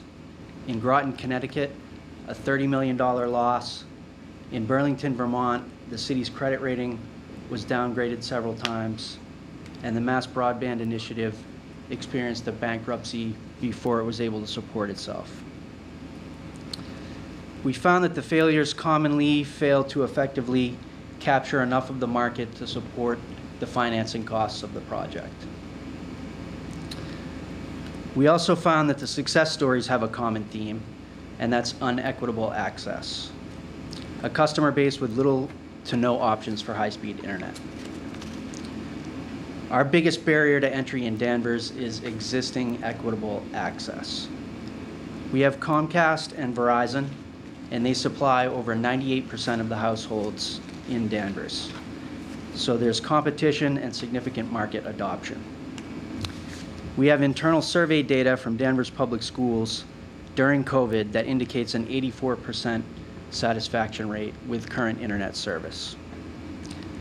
That leaves us 16% of the market to target for equitable access, and studies indicate a 60% adoption rate to break even, 60% market adoption rate to break even. So municipal internet in Danvers is kind of a tough proposition because we aren't in a bad position to do it. I'm just not sure that the market demands it. And ultimately, the recommendation of the memo you have in your packets is a feasibility study with a specific focus on market demand, because our high-level rough analysis isn't uncovering something significant in this area. I'd be happy to take any questions on the memo or on the discussion. I'll start with Select Board Member Duggan. Thank you, Mr. Chairman. And thank you, Colby, for this in-depth document that you've provided us. I've looked at, I'm also in the IT industry and have looked at municipal broadband for several years. I look at Greenfield, the city of Greenfield, Mass., which has been successful, and they've kind of did a rollout that was incremental. They didn't jump in with both feet. So you've mentioned communities that failed and also communities that were successful. So there's lessons to be learned there, I'm sure. But I think your point on, or spot on, with saying that you can have a good product, but unless someone is interested in purchasing it, you're really not going to go anywhere with it. So with Comcast and Verizon as our two providers in Danvers, you may hear people complain about their service, but I think for the most part, I've had Verizon for many years and really have never had an outage that was of any duration that was a concern to me. So if someone came and said Danvers has a broadband product and we would like you to purchase it, it's going to be a tough sell, because I don't think you can just say it's going to be cheaper, because the content is what's expensive. The infrastructure, the wires going down the street, that's almost a commodity at this point. So it's tough. But I will say that Comcast and Verizon, they're beholden to their stockholders. And municipal broadband is for the residents. So there's a considerable difference between those 2 points of view. But I do think that it's worth looking into, at least to see if it's feasible or not. But I'm definitely concerned about the risks involved, especially with the numbers that you just mentioned of tens of millions of dollars. That's something that would be almost catastrophic for this town, especially in terms of our bond rating and for our ability to kind of do budgets that don't require any types of overrides. We're very concise in how we spend our revenue, and this is almost kind of a project that seems like it's not necessary per se, but it's almost like it's something that's nice to have. And I do agree that with our municipal light plant, with our considerable technical talent that we have that works for Danvers Electric, and our access to the infrastructure, we own some telephone poles, maybe half, not all. 55%. Yeah, so that's could be problematic, but I do think it's worth pursuing. Not sure how much revenue it would require to kind of do some type of like a kind of a feasibility study where you could actually run the numbers from a capital perspective, and then also some type of survey to see if people were really interested in having a third choice. You may discover that people are happy with the devil that they know. And but I do think in the long term, it makes sense. Internet access is a commodity. It provides us with stability in the community going forward. And having control over that, I think, is a very valuable asset. So thank you for providing this information. It's very useful, and hopefully we can share it with more people on the website, on our website. So thank you again. Thank you. No problem. Select Board Member Bernard. Colby, this was very impressive. Thank you. What an education, with this memo. I definitely agree with the feasibility study. I didn't know that there was so much material in here. Like I said, an education about the networking, the options that you gave us, the examples of the different states and places, the ownership of the polls that Matt brought up that you said I did 55-45, that's concerning. I think we need to really look at this. It is a commodity, but we need it. Also, you referenced about the pole heights, that's a concern, the market demand, with the cost. I think that's very important. And what was the credit rating? That's the other thing too. We want to make sure that we do keep our town's credit rating good. Yeah, absolutely. We've strived for years to get it there, and we want Something we to stay just there got, strong. right? Yeah. The cost is a lot.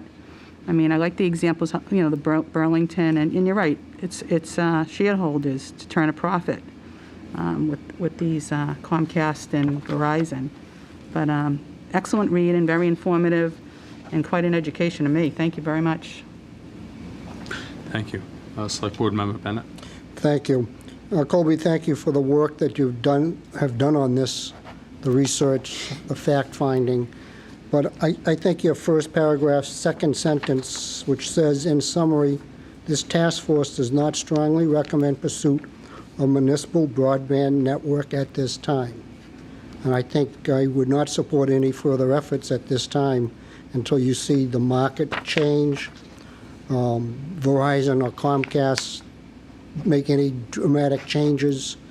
I know a lot of people are starting to go to streaming and not taking advantage of Comcast and Verizon services. I think in my mind that our time would be best spent in other projects in other areas than on this project.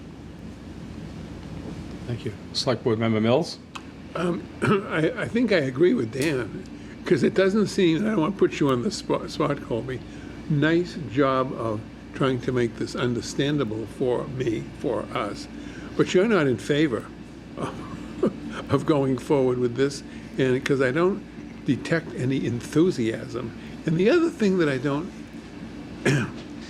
across the street I live, so I have Comcast, and like everybody else in town, I shouldn't speak for everybody, I am appalled at the bill that I get every month. And no matter what, it seems to go up $1 every month, year after year. So would the concept of municipal broadband mean that there are 3 suppliers of internet in Danvers, Verizon, Comcast, and the Danvers public system? Right now, that's how it would have to look, yeah. Unless we did something with the franchise agreements, the existing franchise agreements with Verizon and Comcast, and eliminated those options for people, and in place put a municipal option. But I don't know that, it doesn't seem, based on the 84% satisfaction rating, that would be well received. Yeah, and if the municipal broadband, I don't think that Comcast and Verizon would see this as a threat to them, because they know darn well we're not going to go out and spend this amount of money to create a third source of broadband for Danvers. I don't think. I just agree with what Danvers says. I don't think this is worth going, despite your wonderful presentation. doesn't feel as though there's anything right now that would benefit the town of Danvers residents by considering a third system of internet supply in Danvers. Yeah, as I mentioned, we wouldn't be comfortable recommending anything other than further study, because what we're seeing just isn't creating a compelling business case at this time. Thank you. So as I mentioned on the last item, select board members each have their own items of focus and ideas and concerns, and until this year, I was the IT guy on the board. Matt Duggan has joined me in that area, and so I was the one who was asking about the feasibility. And you have convinced me that this is not something we should pursue at this time. Based on the report, I think it was an important exercise to walk through it, see if there was a opportunity that to the public would seem obvious. Hey, we own the poles, we have a plan. Hey, why can't we just put repeaters on every pole or whatever it would be? To ask the question, and you've done a very thorough job of investigating the pros and cons.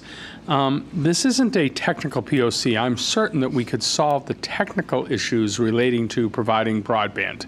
We could run the cable, we could run the repeaters, we could run whatever we needed to solve the technical issue. This is now a financial issue. It's not only the build-out costs, which we know the last mile is always the most expensive part of this. Getting it from the closest pole to the home is always, it's called the last mile, but it's the last connection in the route. And especially if we were forward thinking and considered this should have to be a fiber optic ring, a network. So, but it's also the base cost. Once this is built, it puts us in the same position as the current electric company, water and sewer company, where we're encouraging people to conserve, we're encouraging people to reduce their utilization. However, we still have to pay for the infrastructure of piping, the infrastructure of the sewer, the infrastructure of the electric lines to serve everybody on demand. Whether you have a solar panel that serves your house 90% of the year and you just need that 10% or not, it's still the same number of poles. And this folds into another discussion we're going to have about electric rates at some other point, but you still have to maintain the infrastructure.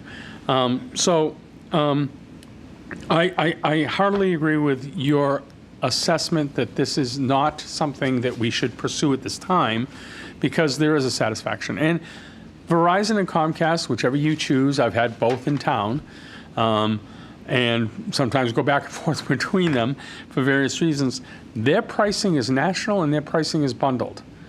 I have a home phone that my grandfather had, a landline. Who has a landline these days? I've actually tried to unbundle it from my package with one of the two vendors, and it would cost me more to remove it than to keep the three services bundled together. They're running the line. They've got they've got everything into my house. They've solved the last mile, and we can't respond to national pricing. We watch both of those vendors go back and forth. They'll offer ridiculously low prices for a year, with the hopes that the person after the year doesn't change someplace else, and we can't compete with that. We still have to pay our base infrastructure ring and costs and equipment costs. So. While I was one of the drivers to request this, not the only one, but others had as well, I would say I'm completely satisfied that you've demonstrated that at this time there's not enough demand or reasonable expectation that we would recoup our costs, that we should chase this rabbit.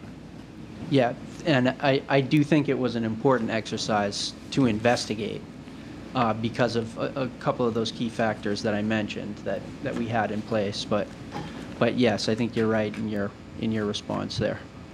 I want people to go away. I think this report is a success in that it did exactly what we needed to see, factual information that guides us in a certain direction. It happens that it won't come to fruition, but for good and solid reasons. So I consider this report very successful in its intent and direction and resolution. Thank you. Is there other comments from the board members? I concur. I think that you spent a lot of time, it's obvious that you spent a lot of effort on this, and that in itself is very worthwhile and allows us to be satisfied to kind of keep the status quo for now. But like I mentioned earlier, that, down the road, things may change, and we may decide that this is the correct path to create our own broadband. And I know that you're a champion of kind of doing economies of scale with other small communities on the North Shore. So I think that type of approach works. I think providing internet access to some of those other communities may be something that we discuss sooner rather than later. Right. That's a possibility of something we could offer Yeah, in and our just regional program. And just one last thing, Danvers is fortunate to have fiber optic. Not a lot of communities. Verizon has not invested with fiber optic in a lot of communities just because of the cost.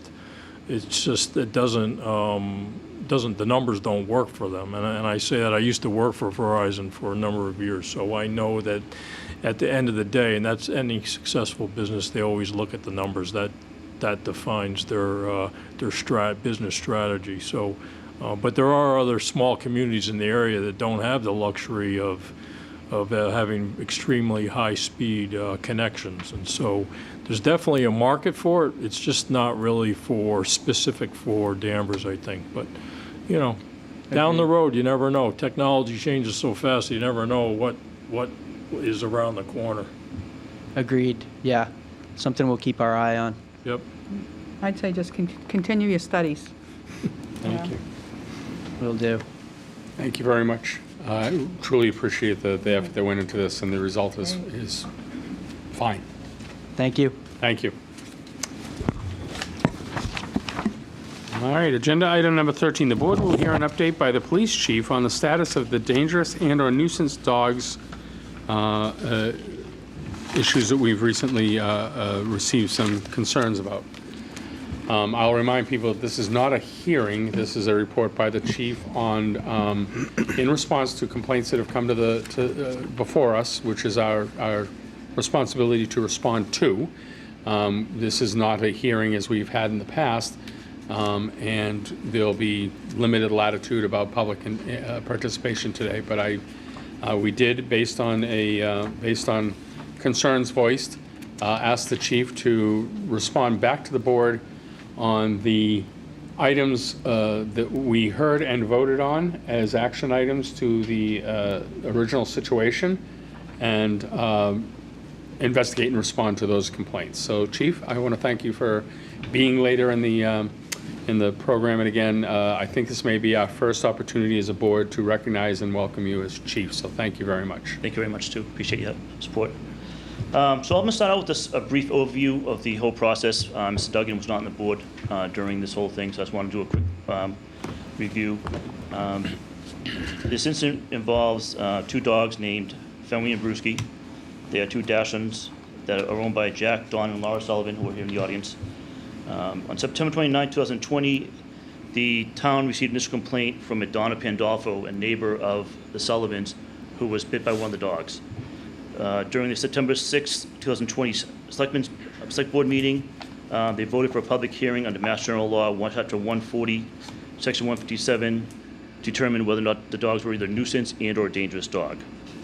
November 10th of 2020 at 4 p.m., we held a 3-hour hearing at the Danvers Police Department. Both parties were present: the owner of the dog, the Pandolfos, the Craigs, the neighbors, and another victim who was involved in an incident at the residence. And they were all provided opportunity to speak and tell their side of the story. December 16th of 2020, one of the victims was not available on the original date, so we reopened the hearing through a Zoom hearing and heard final testimony from a gentleman regarding his daughter. February 2nd, 2020, the findings were brought to the Board of Selectmen and reviewed. The Select Board agreed that Fenway would be designated as a dangerous dog and Brewski would be designated as a nuisance dog. The conditions set forward at that time stated that when not confined inside the home, The dogs must at all times be humanely restrained with a chain and/or other tethering device having a minimal tensile strength of 300 pounds, supervised and confined to the rear yard of 35 Longbow Road, and all times remain secure and subject to inspection. And all fencing, remain secure and subject to inspection by the Danvers Board of Health or its agent. The second condition was when Fenway's or Brewski's moved from the home, the canine will be securely and humanely muzzled and restrained with a chain or other tethering device having a minimum tensile strength of 300 pounds and not exceeding 6 feet in length. The owner of the canine must at all times be present and retain close supervision of both dogs. The Sullivan family were ordered to have insurance in amount not less than $100,000, insuring the owners against any claims, loss, damage, or injuries to persons. And canines must be properly licensed and vaccinated. Number 6, they will continue to have professional obedience training to correct both dogs' aggression and provide proof of such training sessions and any recommendations of other corrective actions to the Danvers Board of Health or its agent. And then on or before May 1st, the owner shall provide a written report from the trainer to the town's manager's office regarding the canine's progress. Any violations of this disposition will be considered a violation of the order defined by Mass General Law. On May 19th of 2021, Mr. Craig sent an email and a letter to the town manager and myself about the continued concerns of the 2 dogs at 35 Longbow Road. In his letter, he spoke about the fencing and that there was no additional fencing put up. That was not addressed in the ruling. He was concerned about some signage that had been changed at the residence. It went from a beware of the dog sign to a dog on premises. That was not addressed in the ruling. And he was concerned that the dogs were muzzled when they left the house. On May 24th of 2021, the town manager, public health director, and I met to discuss this letter. Based on the discussion, I scheduled an meeting with the Sullivans at their residence at 35 Longbow Road to sit down and just discuss all the findings and make sure everything was in place. On May 25th, I met with Jack, Don, and Lauren at the residence. During this meeting, we discussed all the conditions ordered by the Board of Selectmen. I observed tethering devices on the deck and the pool area. There were wire cable that was secured to railings and/or fencing that had a clip on the end of it. Through our conversation, I was assured the dogs had been muzzled when they're coming and going from the house.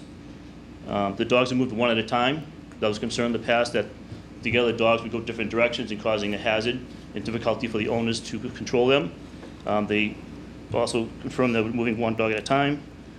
They provided proof of their homeowner's insurance, and they advised me to continue working with Ms. Copeland from the Canine Edge. On May 27th, Mr. Craig sent a letter to the town of Danvers complaining that the dogs were being removed from the house without muzzles. On June 7th, I met with the Craigs for approximately 1 hour, discussed their concerns, tried to put their mind at ease as far as what the town had put forward, and the fact that since my meeting with the Sullivans on the 25th, it appeared that they were following the guidelines set forth by the board. During that meeting, I suggested that if there's any issues with the dogs getting loose, call 911 immediately and follow up with an email to me for follow-up. To contact me any other concerns you might have. And I offered to schedule a meeting with the Sullivans to try to attempt to have like a discussion and some dialogue about their concerns about the dogs, see if we could help kind of mediate the issue and come to a better understanding of how we can move forward.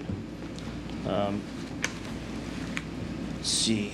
On June 21st, I had not seen a letter from Ms. Copeland from Canine Edge, so I did follow up with her, and she sent me a copy of a letter dated May 1st.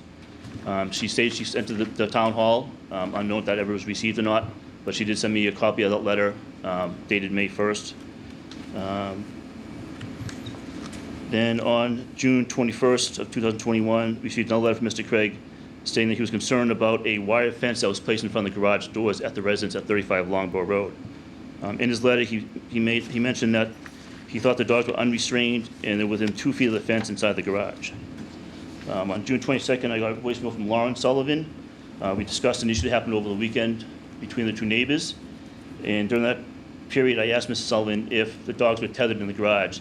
She said yes, they were, that there was a pole with a leash that would allow the dogs to come so far in the garage and that they weren't allowed to come any closer.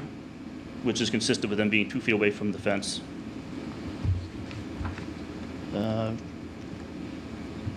Then on today, June 29th, we received an email from Lauren Sullivan, basically making some comments regarding the fact that her family is complying with the rules.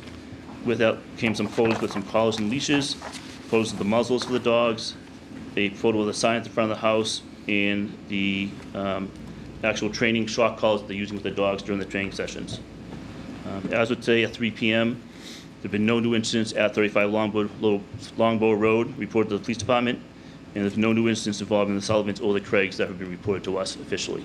So at this point in time, I'm not aware of any other issues that have happened at the residence. Thank you, Chief. In summary, what I got from your presentation and your correspondences is that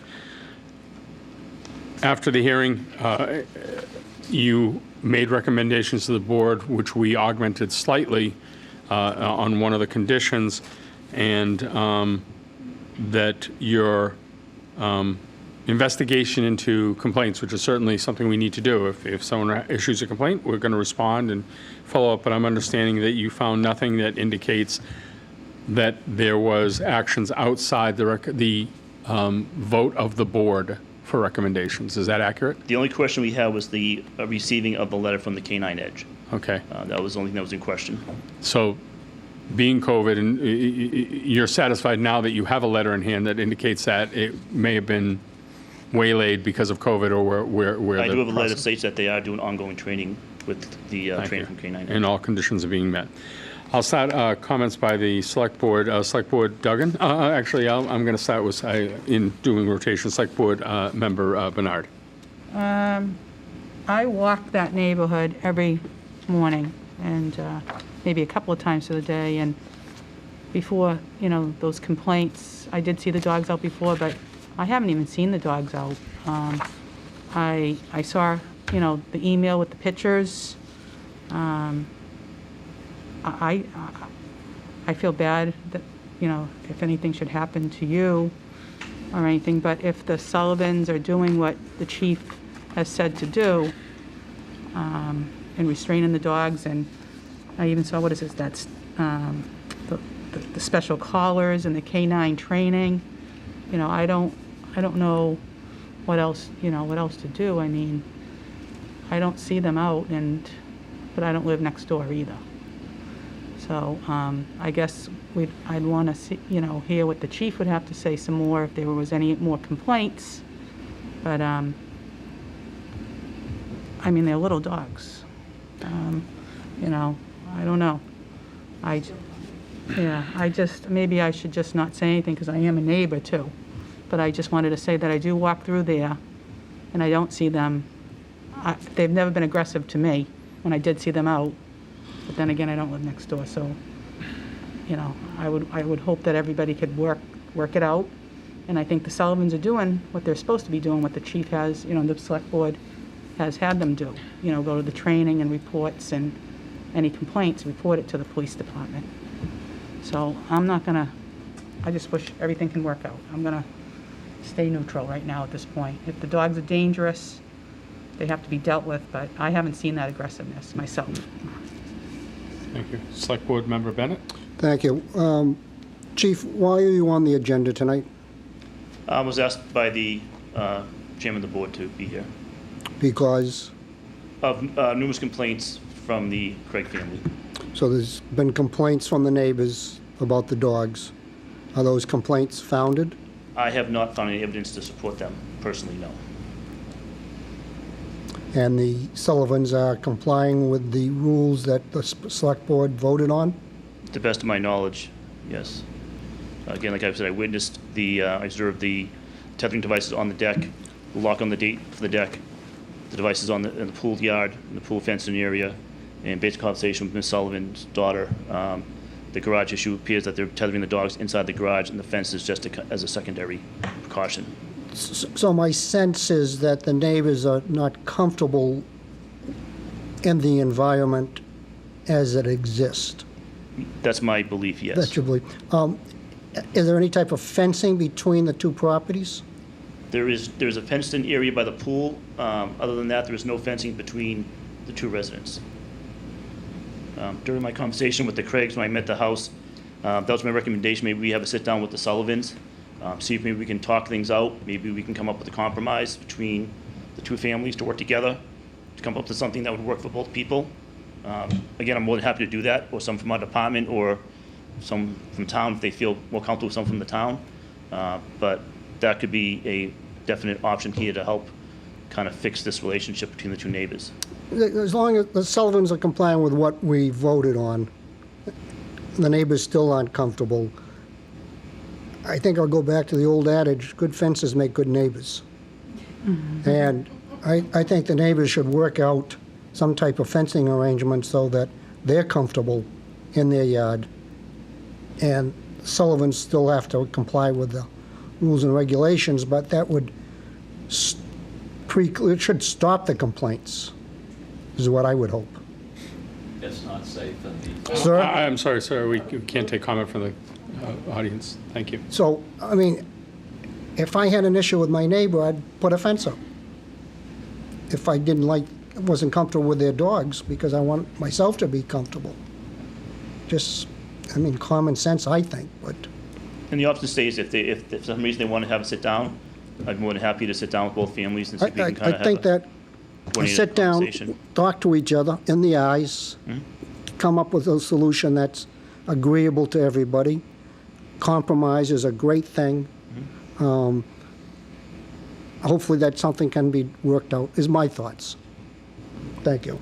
Thank you. Select Board Member Mills? Thank you, Mr. Chairman. Chief, it seems as though you are reasonably satisfied that the conditions imposed by this board are being complied with by the dog owners. Correct. Okay. That being said, I don't think there's any further action that this board need or should take other than to commend the chief for the amount of his own personal investment in time and professional attention to trying to make this a better situation. I also believe that fences do make good neighbors, but I don't believe there was anything before this board to order it, and I don't think that there was anything insufficient about the orders that we approved some, I don't know, several months ago. So I have nothing further to say, and I don't think the board need take any action tonight except to commend the chief for trying to do a great job with this. Thank you. Select Board Member Duggan. Thank you, Mr. Chairman. So I was not a member of the board last year when this legal activity, I think is what I would term it, took place. It's unfortunate that it's still a sore topic for the two neighbors, and I can't imagine that they would want to live with this type of tension between each other. Perhaps the board should have taken enacted more restrictions, such as, I don't know if a fence was something that was under your purview, but it's a very emotional topic. I understand that.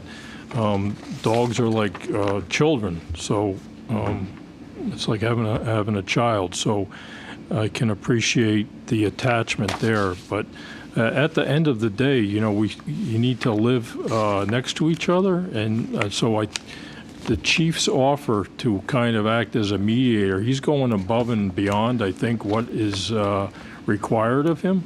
I would urge you to take advantage of his offer and try to get this resolved and move on, right? If you let it just fester, it's just going to eat away, and it's not really a healthy way to live, I think, to have tension between neighbors. I know it happens, but it really, it behooves everyone to kind of work together. I think at the end of the day, there's a solution at hand. It seems that I see a letter from Lauren Sullivan, and you know, she mentions that it seems like that the Sullivan family is making the effort and following the requirements that the board has set in place. But I do have a question about the 17 Belgian Road, because I remember that during the hearing that was mentioned, and I don't see any indication that there's any issues. How often, through you, Mr. Chairman, how often are these two dogs at the Belgian Road address, and have there been any reports of problems at that location? Or maybe, To the best of my knowledge, there have been no reports of issues at that location since the incident. Yeah, okay. Since the incidents we investigated or the chief held hearings upon. And I'm presuming that that would have come up in his investigation of this matter. My understanding is they spend majority of the time at the Sullivan's house on Longbow Road. They do spend some time at Lauren's house on the other Belgian Road. We've had no incidents reported to us from the Belgian Road area. The only incidents occurred at the Longbow residence. All right. All right, well, I don't know. Maybe it behooves the board to kind of, issue additional guidance in how to, if the board determines that there's something, maybe they didn't go far enough in issuing, the muzzles, the leashes, that type of thing. Maybe there's additional action that's required. I can't say. I really wasn't involved in the initial conversation, so I'm only speaking from kind of as an observer from the initial or from the previous action that took place, so. So, Mr. Chairman, if I may, I think that's what I recommended, is that the chief offer to mediate with the neighbors, and I think if they do that, he can report back to us the outcome. This board feels that they want to demand a fence. I think that's above and beyond what the chief recommended when he was the captain. Thank you. So this is in response to complaints after the original hearing, and I don't think that this is the opportunity to revisit the hearing or our decisions at that time. At that time, we worked diligently as a group, and the chief and his department worked diligently. And in the 16 years I've been on the board, this is the second dog hearing issue we've had. And with that, we try to strive for consistency. The size of the dog is not indicative of dangerous or not dangerous. We understand that these dogs actually had bitten people and required medical attention. That's not something that's in dispute. We also, based on a not too distant ruling, amended or enhanced some of the recommendations the chief offered for consistency. The lead with 300-pound tensile strength was based on a pit bull. You could, if you looked at this objectively and said, why would you need a lead of 300-pound strength for a 20-pound dog? But it was an effort to be consistent across those two incidents and set precedent for future incidents. And so that was one of the recommendations we extended upon from this. So we worked for consistency. There was fencing in place that was described to this board and to the hearing that I presume still remains in place. That fencing hasn't changed. We made our recommendation understanding with the knowledge that the pool area was fenced, but there were portions of the yard that were not, and understood that when we heard the recommendation of the chief and when he made the recommendation from his investigation then. So the conditions of the property haven't changed. The conditions of what we asked for and voted as a board haven't changed or been demonstrably broken. I understand there is opportunity that the neighbors perceive as an opportunity for something to happen, but that's an opportunity that they're suggesting that isn't in alignment with those things that we heard and voted on. So I think at this point, it is our responsibility to hear the complaint. We heard the complaint, we got the emails, we all got the emails. I called the neighbors and talked for a while, and invited both parties to come back here today so that we would, they could both hear this in person at their discretion. I think the offer to provide mediation, sit down, and, if the chief is extending that, and if that is something both parties would like to get to and come together to, I'm not sure that the onus is on the Sullivans to put up new fencing, or where it lands or where it lies. I think it's a difficult situation. They have pets, and I have pets. Most of us have, and understand. But they also accepted the hearing results and the recommendations of the town and reacted on them. So if the chief's willing to do a mediation session and would like to do that, and the parties are open to hearing that and coming together and talking about it, I think that's great.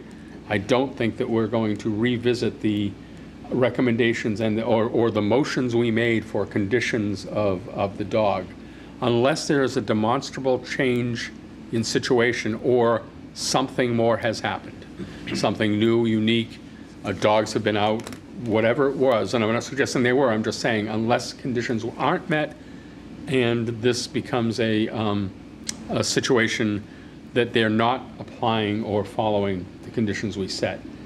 I think this is still a unfortunate situation where neighbors are disagreeing now, but I believe we demanded of the dog owners to take certain actions, and they've proven to the satisfaction of the chief of police that those actions are being followed.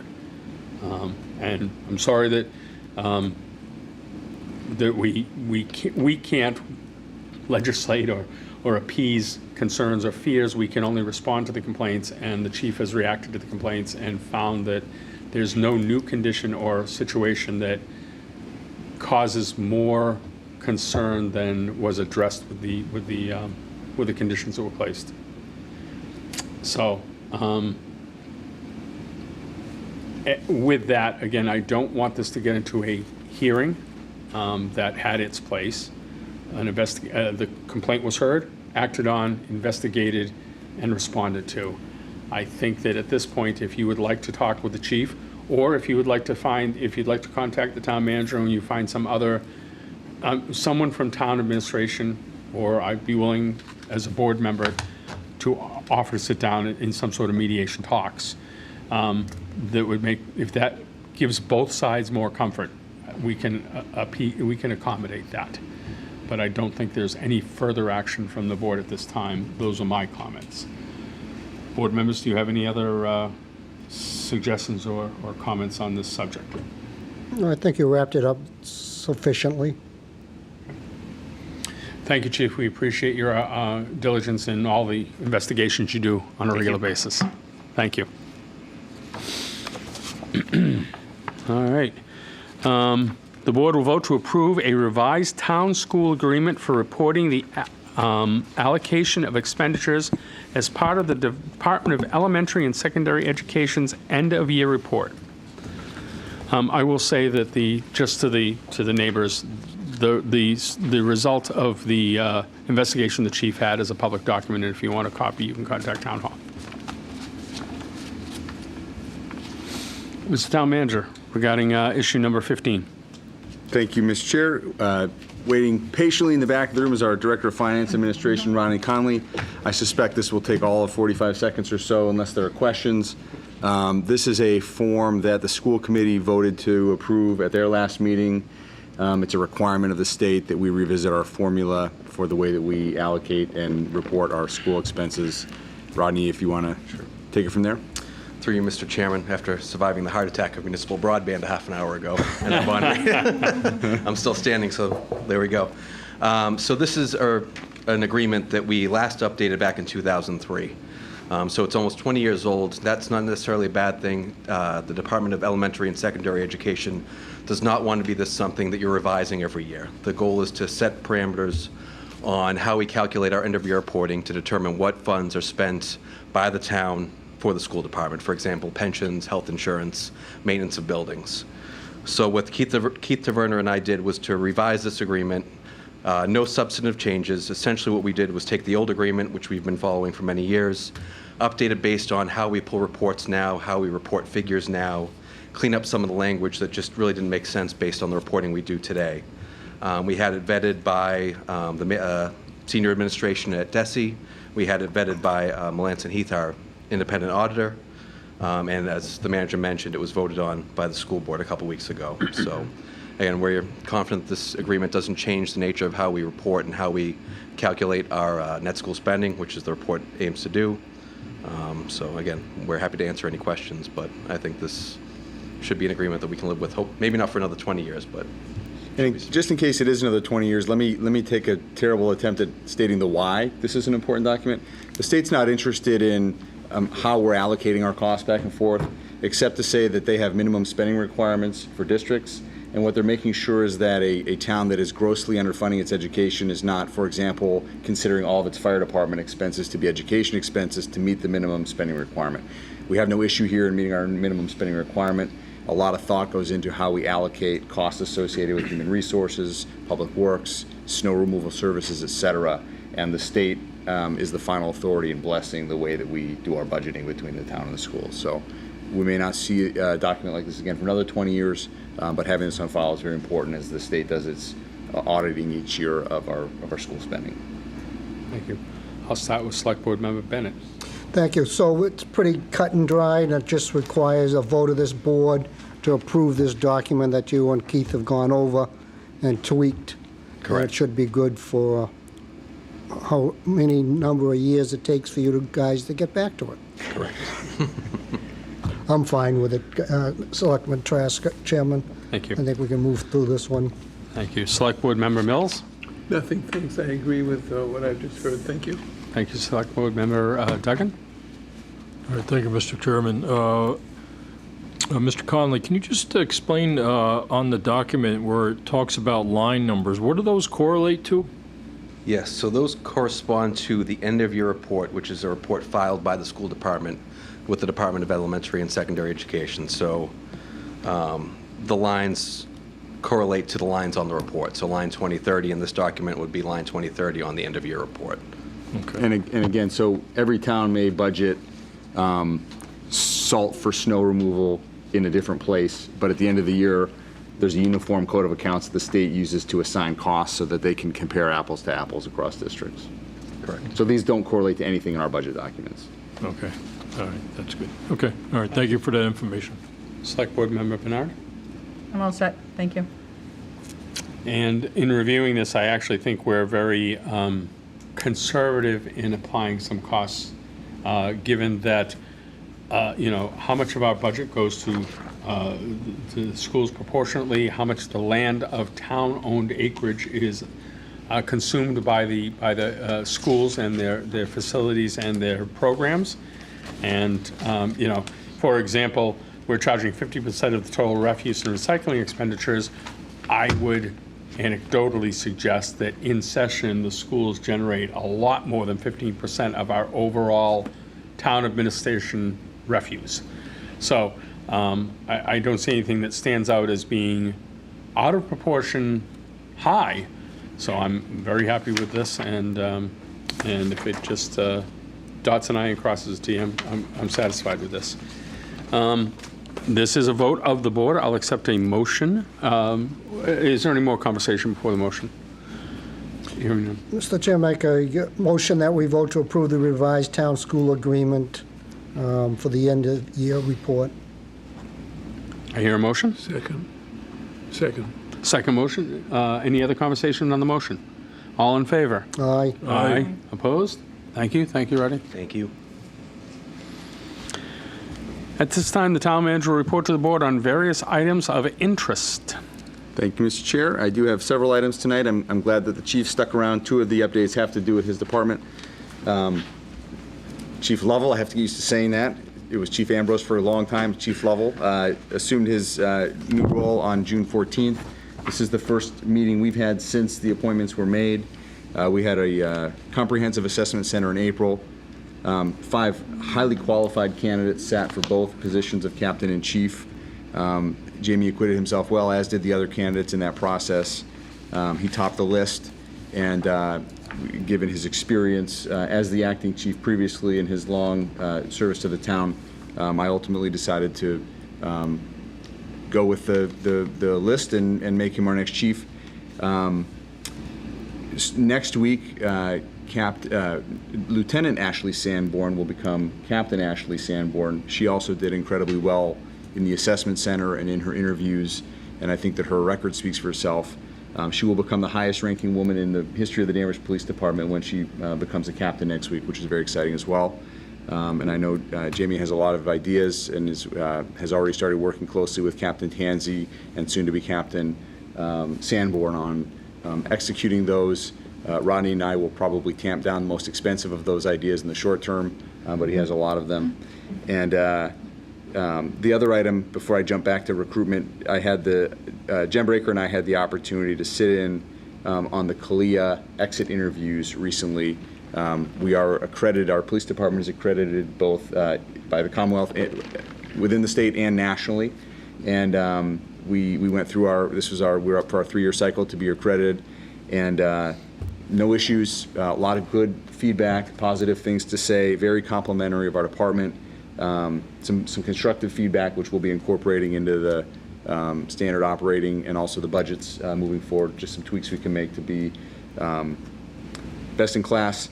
And that we have because of the way that we've done our policies and our accreditation for so long, we are a giant step ahead with respect to the police reform within the Commonwealth, which you've heard Jamie and then Acting Chief Tansey say as well during the budget process this year. So those are always rewarding meetings to sit in and hear what outside experts in law enforcement have to say about our police department.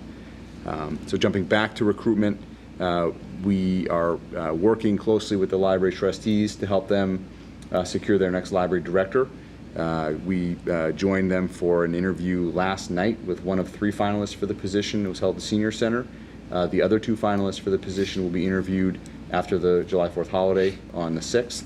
And having participated in the process on the first panel, the trustees are going to have a difficult decision on their hands because they have 3 very qualified candidates to succeed Alex Lent as the library director next door.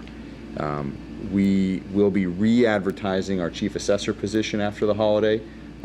We and a handful of other towns are struggling mightily to fill that position right now. We've been working with the state association. We've reached out to several recruiters, and there's just a dearth of candidates right now. We're very fortunate to have Bruce Sims on board and some staff with some tenure in that office. So we're looking ahead. We have obviously some key events coming up as we start to get into the fall, and evaluation and recertification and tax rate setting. So hopefully we'll have better success in the beginning of this next fiscal year as we look to fill the position that Steve Poulos vacated when he became the finance director in Marblehead. Last on the recruitment updates, I am working on a job description. We had spoken at a previous meeting about the Director of Equity and Inclusion position. We do believe we have funding in the 22 budget to fill that position at some point this year, ideally in the fall, and we're working through some really good job descriptions that we were able to collect from some of the communities we know in the Boston area as well as beyond that have filled this position. So I'll have a lot to report out on that probably at our next meeting. And just a quick update, and the chair may have wanted to update on this as well, but we had a meeting earlier today. The chairs of the Finance Committee, the School Committee, and the Select Board met with staff just to kind of debrief on the discussion throughout the budget process with respect to Essex Tech and the admissions policies there. So I came away from that discussion this morning with some work to do this summer behind the scenes, and I expect that our August meeting will be ready to talk about next steps and positioning as we start the next budget process. That's all I have, Mr. Chairman. Thank you. On the last item, the school chair, the school administration, the FinCom chair, and I met with the town manager and assistant town manager, and the topic was how do we try to put guidelines and controls around a assessment we receive for which we can fluctuate wildly without any opportunity for us to not to respond in an appropriate manner. 25% or 1 out of every 4 tax dollars is now going to, if I get that stat right that I got from the town manager, is now going to the assessment of Essex Tech. That's a tremendous weight to carry, where we have zero control over the fluctuations of our annual assessment. So we're trying to make that a more structured and definable process so we can plan accordingly for future years. Just in case anybody's taking notes at home, I want to amend that statement just slightly. It's over the last 2 or 3 years, 1 out of every 4 new dollars. New dollars. I apologize. So new dollars. We're not spending $40 million of our $160 million of our new dollars. I knew I would. With the increases in the assessment, it's been consuming about 25 cents of every dollar we spend in the last several years. Which is 25 cents on every dollar that could go towards the Danvers school systems, and I'm not suggesting that it is not a beneficial opportunity for Danvers. I'm suggesting that the wild fluctuations in the cost have to be controlled. There is no other expenditure or budgetary line item that has that wild fluctuation that we can't control, anticipate, or plan for. So we need to work to see what we can achieve in those controls. There are many ideas that came out, and too early to discuss them yet. They need further investigation. Is there any other comments on the town manager's report that people want to ask about? All right. The board will consider the consent calendar, please. So moved. Second. Motion made and seconded on the consent calendar. All in favor? Aye. Opposed? Thank you. And now correspondence, select board new business, previous new business, old business, basically the opportunity for selectmen to provide the last word of the day. So I'll start with select board member Mills. Thank you, Mr. Chairman. Back to the airport. I have received complaints from Danvers residents about the intrusion of noise from planes flying overhead, and I am one of the complainants. I'm sitting out in my backyard, and I'm hearing things that I've never heard before, except when a motorcycle with no muffler goes down Sylvan Street at 2 o'clock in the morning. I've heard that for years, okay?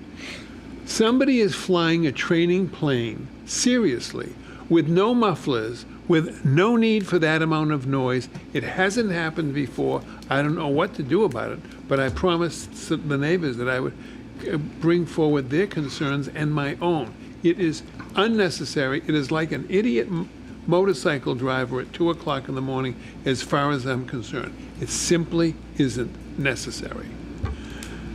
The second thing I wanted to mention was my great respect for the Human Rights and Inclusion Committee for putting together a Juneteenth event for Danvers, the first one we've ever done, and hopefully we will continue that tradition. And it is a very hard-working commission, the Human Rights and Inclusion Committee, and I'm really very proud of them. That same committee also orchestrated a phenomenal display of welcome during the Pride Month, which I guess this is June. It was the month of June. And there were things on the internet, and there was a wonderful flag raising in front of the town hall, and all other kinds of wonderful, welcoming, beautiful expressions of welcome and safety. The next thing is, I get requests I should have just called. Are we going to have band concerts this summer down at the library? I think there will be a few. This question came up recently, and the planning for those usually starts in the winter, and while we were waiting to know what the direction from the state was going to be with respect to the reopening and the lifting of certain restrictions, the planning started very late this year. My understanding is that there will be a few concerts toward the end of the summer. That's the goal. Thank you, Steve. So if I might, given that I have a band that plays often at the summer concerts, this is consistent with other communities, that it's an abbreviated season towards the end of the year. planning takes considerable time, and bands have to plan out their schedule as well. Just so you'll know, there's a lot of people who really love this experience. Yep. Because I've had a lot of requests Sure. for information. I also just wanted to mention, it's just, it gives me the creeps. I'm a McDonald's fan down at High Street, and I'm thrilled that one of these days the renovation is going to open. But coming out of that driveway, and I've mentioned it before over and over, I don't know whether we speak to the owner of the property. There is a massive lawsuit. Somebody is going to be trying to come out of that driveway. You can't see on either side the amount of vegetation that blocks traffic coming from the square on High Street or coming up, or someone turning into the Shell station. And it gets worse and worse and worse. Now, they've just paved the parking lot, but I don't think anybody's ever paid any attention to that. I don't know who's the appropriate person to act on that. Steve, if you have any thoughts. I've written it down. I'll share that with staff. Yeah. And then I got nervous today, because I do have air conditioning in my house, and it means a lot to me on days like this. Didn't we have a break in our electrical power today? And how strong is our electrical grid system on days of 98 degrees? I'm not aware of a break today, which doesn't mean there wasn't a break today. I don't necessarily have 100% of those One reported to me. across the street. There was a 10-minute break across the street. Might have just been my house. I'm not sure. There was no outage reported to me from my house today. So, this is the hottest day of the year so far. I will say that the system is designed to bend but not break on days like this. We do a lot of work with our peak power. We have talented engineers who make sure that the electricity across the circuits is balanced, and that we have backup plans in place to be able to acquire the power we need on days like this. So. Well, I think they're doing a great job because it was just 10 minutes. But I get nervous about tonight, you know. Thank you. Select Board Member Duggan. Thank you, Mr. Chairman. Just a couple of items. First is one that I've mentioned several times in the past. Governor Baker's extension of COVID emergency measures that most of them expired at the end of May. But one still exists that allows town committees and boards to still meet remotely.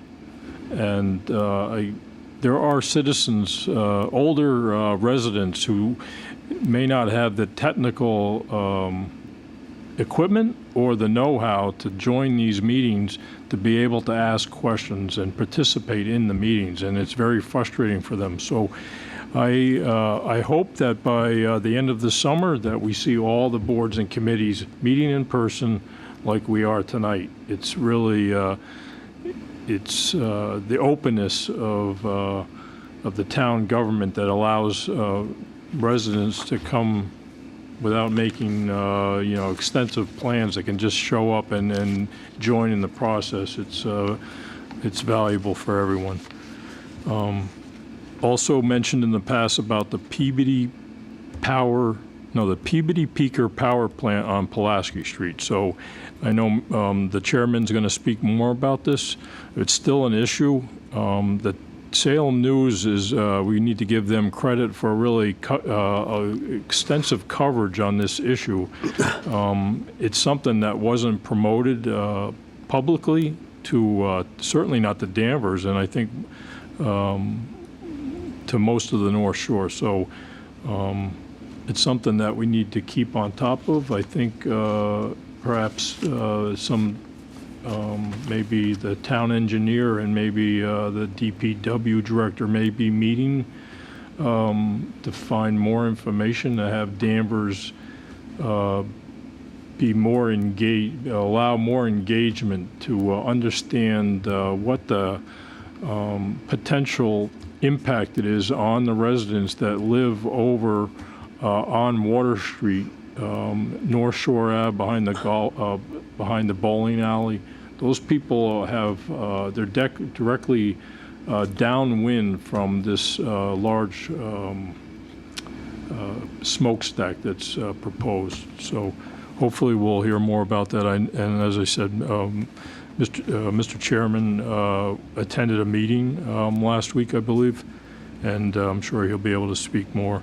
And then I'm going to steal some thunder from Ms. Bernard about, she's the liaison with the Rail Trail Advisory Committee, but I have some information. First, I want to thank all the trail users who cooperated with the committee members who set up detours, temporary detours last week while Mayor Tree Service did their annual vegetation management. We set up detours to kind of reroute trail users away from the heavy equipment that was being used. It's very dangerous, removing tree limbs. The mower heads throw rocks, and so just thank you to all the trail users. I think after doing this for many years, they come to expect it. And then I would just want to say that safety, I've been involved with the rail trail for many years. Safety is the #1 priority for users, be that at road crossings, just being able to ride your bike safely on the trail. And so this is another topic is electric bicycles on the rail trail. The rule is that no motorized vehicles on the trail, and yet some of these new electric bicycles are like motorcycles. They travel at high speeds, more than 20 miles an hour. And if you're on the trail regularly, you know that bicyclists often don't announce themselves as they come up behind you. And so I think we need to come up with some policy, a town policy, to reiterate the use of these types of bicycles on the trail. It's you have people walking and you have a high-speed vehicle. There's a disconnect there, and I think it's just an accident waiting to happen. And then finally, just wish everybody a happy and safe Independence Day weekend. It's coming up, and it's more than just fireworks and cookouts. It's a time to celebrate our freedom. And we, especially this year, we need to recognize that there are those around us who are trying to take our freedom from us. And so please think about this weekend while you're having your cookouts and watching the fireworks. And that's all I have. Thank you. Thank you. Select Board Member Bernard. Thank you, Mr. Chairman. David, I too are hearing a lot of complaints about the airport again. There are a lot of planes going over just everybody's neighborhoods now, and they're not just the small flight school planes. I see smaller jets, and I don't know what we can do. I don't know what we can. Sorry, thank you. Complaints about the airport again too, and these neighbors have lived in these residences for over 30 plus years, and I agree with David. There's a lot more planes, smaller jets that are going over there. And I don't know, I've sat out in my own backyard or in neighbors' backyards, which usually have not been a area that the planes usually fly over, and they're flying over continuously. So I don't know what we can do. I really want to try to help the neighbors and help our town. Maybe I can talk to Mr. Chairman, because you're on, and Aaron Henry maybe a little bit more, since you're on the advisory committee for that. Also, just to piggyback on what Matt said about the rail trail, it's a wonderful organization. Everybody should take advantage of it. They're working on a new bike repair station, which is great, and that was going to be donated by Electric Insurance, so no cost to our town. He talked about them cutting back the trees, and with the help of Danvers Electric, too, I think they helped. They still need people mowing, so they're always looking for volunteers. And on my other committee, and Matt, thank you for going there, too. I couldn't make it because when I'm on the two committees, one's remote, the Danvers Housing Authority, and then the rail trail was in person. I couldn't make it from one meeting to the next, so thank you for picking that up. But on the Danvers Housing Authority, I just wanted to say thank you to Virginia Sidmore, who attended our first meeting. She is the resident tenant that has the spot there.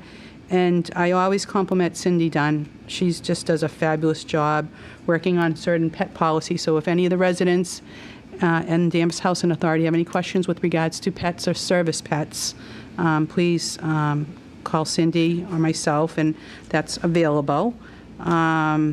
And what else? We've also talked about, I don't know if the board knows about this, but about the New England Home for the Deaf, how they're looking into doing some senior housing for the deaf and the deafblind. We've talked a little bit about that. Stay tuned for that. And projects are always going on at Hawks Manors for handicap accessibility. And what else did I want to say? I want to say congratulations to the chief and the new captain and all the promotions, within the town. It's wonderful to see that we recognize, the dedication and the loyalty to our town. And what else? I think that's about it, Mr. Chairman. But that's all I really want to say. I just want to know what we can do about that airport matter. Those are my big questions. Thank you. Select Board Member Bennett. Thank you, Mr. Chairman. And I do want to acknowledge and thank you for attending the meeting in Peabody about the Pica plant to find out what's going on. But as a writer to the Salem News wrote, why construct a fossil fuel burning energy plant in this age of climate disruption? There is no good reason. And I think my mind is made up that I'm 100% against this Pica plant. And I think this board, I appreciate this board, or perhaps we'll do this, Mr. Chairman, can we poll our members, their thoughts on this Pica plant? We could. I do plan on speaking to this one under my comments. My suggestion is that the concern I voiced was I'm neither for or against it because I don't have enough information. I would ask, we do have a meeting next week with some town officials to talk to Emwick, and I think from that I can report back. I would like to see if this board would like to make a statement that we are concerned about this Pica plant and send the appropriate letters, either signed by you or the town manager, to the proper people. Sure. So I'm happy to accept a motion to that effect. I just want to make sure that it's concerned and we want more information. We want to be a participant. I'm against it 100%. There's no reason for it. If you'd like to make a motion, I'd certainly entertain a motion and see what the other board members feel about it. I am in support of a motion by this board saying we are an active participant and should be informed about this. I'm not ready to say no. You're not ready, but I am. And Okay, I wanted to poll the other members before I made a motion. Sure. Because I can count to 3 as well. No, so members, do you want the board take a position on the efficacy of this plant, this project, as Select Board Member Bennett has suggested? Thoughts, comments? Yeah, I can comment. So, because I've only found out about this maybe 6 weeks ago, but I think I agree with the chairman. I don't really know enough about it, and I think that was deliberate on the part of the applicant that's presenting it. So I think that we could send a letter saying that we're totally against it, but I'm not sure that it's appropriate at this time. Well, they're using technologies dating back to 2015 when they started with this plant. Yeah, And the technology, as you know, is changing rapidly and is going to continue to change. And Right. to put up that big tower in this day and age just makes no sense to me. I mean, I'm willing to soften the response, but I don't want to say we want more information. I want to say we're not in favor of the plan as presented. I think part of the problem is the peaker plant is just like it sounds. It's for peak time, so it would be used like this afternoon when the temperatures were close to 100. A lot of money to spend for one afternoon. Well, it's for those types of situations. Again, I don't really know enough about the project and the extent of its use. It could be just for several hundred hours a year. It seems, to your point, it does seem like a great expenditure financially for something that is just going to be used very infrequently. So I'm kind of, from what I know, I'm against it totally like you are, but I'm also sympathetic with the chairman's point of view that he'd like to have more information. So I could do both. I could right say down I'm the middle. against it today, but I'm also willing to wait and find out more information tomorrow. So I'm kind of. So let's hear from two others. Selectman Mills, your thoughts? I suspect that in 6 weeks, I'm totally, absolutely going to agree with Dan Bennett. If any letter goes out now, it should be one of concern and request that a representative of the Peabody Electric Light Department and MWIC or whoever is putting this thing together come here and present to us formally. We may have to have a special meeting of the board and well publicized so that all members of our town who are desperately concerned with this thing, and everything Dan says, I say absolutely. But if we send that without a basis of sufficient evidence and fact, it will be diluting the power of our opposition. When we are informed, our opposition will then be more credible. So I agree with Dan, and I'm just wondering how people would feel about it. I know it's summertime, but having them over here and having the question, what is this thing? Why are you doing it? What year of technology are you? So I don't know, that's just my thought right now. Select person or not? I think we need more information, too. I don't think sending a letter right now, I'm going to agree. Dan might be right. I mean, you're probably right, Dan, but I think we need to listen to the former judge. Let's get all the evidence. Let's figure it out. Let's not send a letter right now. I'd like a little bit more information. Well, I think, I've heard that we can send a letter, but just not as harsh as my thoughts. We want more information. We want to be part of the process.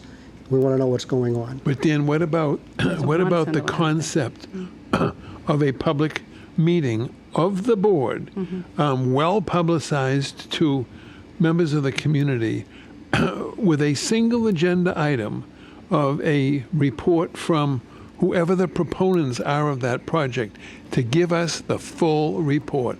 I'm looking for 2 hours worth of data, and so that when the questions that you raised, why is this necessary, and what is this fossil fuel use in the year 2021 and 2? So I would suggest that we may come to the conclusion that you've reached yourself. But I went to what it was the first public meeting in 5 years on this project.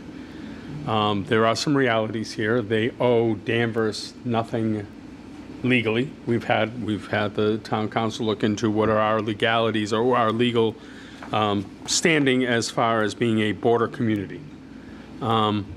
We can make that request. I'm suggesting that you see my actions in the paper. I'm telling you that, I'm letting you know that they have reached out to me and in turn reached out to the town to set up a meeting either next Tuesday or Thursday for an internal meeting, which will include David Lane. I've requested the fire chief as a potential participant, and some others in town and myself, and happy to bring that information back to the board. As far as my concern, these were going to be my comments when I got to it. Peaker plants are necessary. I learned that when I was on the municipal. Did you say they are? Peaker plants are a necessary need. MWIC, just like our power plant, purchases power. And there are times the plants go down for maintenance. There are times the plants go offline for extended periods of time. And when that happens, if you don't have an insurance policy of a peaker plant, you pay exorbitant rates. So the need for a peaker plant is not particularly something I need to be convinced about. The need for this plant is something I need to be convinced about. They are planning on running 289 hours a year. And while we're currently experiencing what would be an obvious need because of the air conditioning, the actual need is greater in the winter. We have a couple of heat event days during the summer. In the winter, when it's cold, that's the most draw on the electrical grid. And I'm trying to remain as neutral as possible until I get more information. My concern is If you look at a map, a geo map of the area, Danvers owns more than half of the Waters River. We own a significant portion of the Waters River up to the banks, near to the banks. My concern that I will voice at that meeting, and have told them I will voice at that meeting, and voiced it the other night, is I want to know the safety protocols. I want to know what they, and which is why I want the fire chief there, because we will be the first responders, or at least the near first responders if something were to happen, and want to know that we participate. A lot of effort went into planning after the 2006 explosion for those properties and those plants of likeness in the town about what they have to report, how we can get in there, what plans, building plans, so on and so forth. I want to know that that same thoughtfulness goes into a plan for this plant. They are changing some of their plans from 2015. And as I said in the paper, this is a 2015 plan that was developed in 2013 and 14 on technology that's old. And I agree with you. I don't think this needs to be a fossil fuel plant, but I need to know more. I also want to know why, under that existing plan, they don't have to do an environmental impact study, and why they don't have to do a comprehensive health impact study. To me, the environmental impact is to Danvers as much as it is to Peabody. What are the prevailing winds when they put up these towers? They're going to be using hydrogen now. They're changing to hydrogen, which requires different scrubbers because they're going to have NOx fumes as a byproduct of hydrogen use. I understand why they want to use hydrogen, but these are new thoughts and concerns. They're changing some of the chemical composures they're going to use. I want to know that what they're doing is safe. I want to know what the environmental impact is. So those are all good questions, but without a letter from this board, you're acting on your own. You're not representing the board. So two things can happen. We can offer a letter that says we want direct involvement, and I'm happy to participate in that. Or the board can tonight suggest that, yes, I act as a liaison or a point person on behalf of the board. Mr. Town Manager. Some of the feedback I've heard tonight prompts me to put a third option on the table, which would be, we had after the last public hearing, the representative reached out to the town and said they'd be happy to meet. We could request that be a special meeting of the board and invite the fire chief and the public works director. I would caution it not be a public hearing, because there is a public hearing process laid out that they are following, but it would be a discussion with the board. The public would be welcome to come and listen, but we could invite them to speak directly to the full board and answer questions that all of the board members have, and that could certainly be done soon. I think we could reach out as early as tomorrow morning to find out about scheduling the meeting that's on the books for a small group to be a public discussion with this board to get their direct feedback. And it may be that the board has a clear feeling that night about where they are on the project and the proposal. That's reasonable, because it'll help my fellow board members make up their minds, hopefully. Sure. So I'm amenable to that as well. I'm not sure, do we do one meeting of all of us? The chairman and each of us pursue various items of interest on our own as well, not as a individual. This is one I took on as an individual. I did not represent the board at that meeting and said so clearly. And if you want to, I think that that's fine. It will be a public meeting, but not a public hearing. Correct. And not a public workshop. So I'm certainly fine if you'd like to pursue it in that manner. I think that's consistent with the offer that was made, which was to answer questions that the officials have. Okay. Because they're doing their public hearing process, and I think it would be burdensome to ask them to do a second public hearing process in parallel with what they're doing.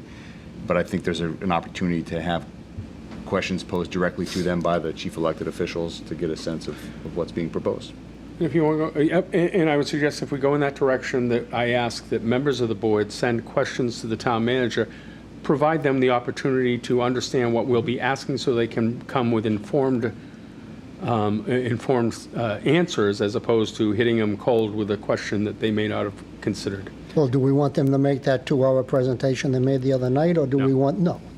No. We want an abbreviated version of that, why they need it and what they're doing. I don't want a 2.5 hour dog and pony about why they need it. Again, based on my experience, I'm convinced that there is a need for a solution I'm yet to be convinced that that's the solution. So what'll happen tomorrow morning is Ian will reach out to this board as well as the stakeholders who reach out to us to try to find some windows of time, whether it's morning or evening, day of week, that makes sense where all the parties can meet here for a public discussion about the topic. And I think that makes sense to give them a chance to know what the questions are going to be. Is this going to be big enough, this room?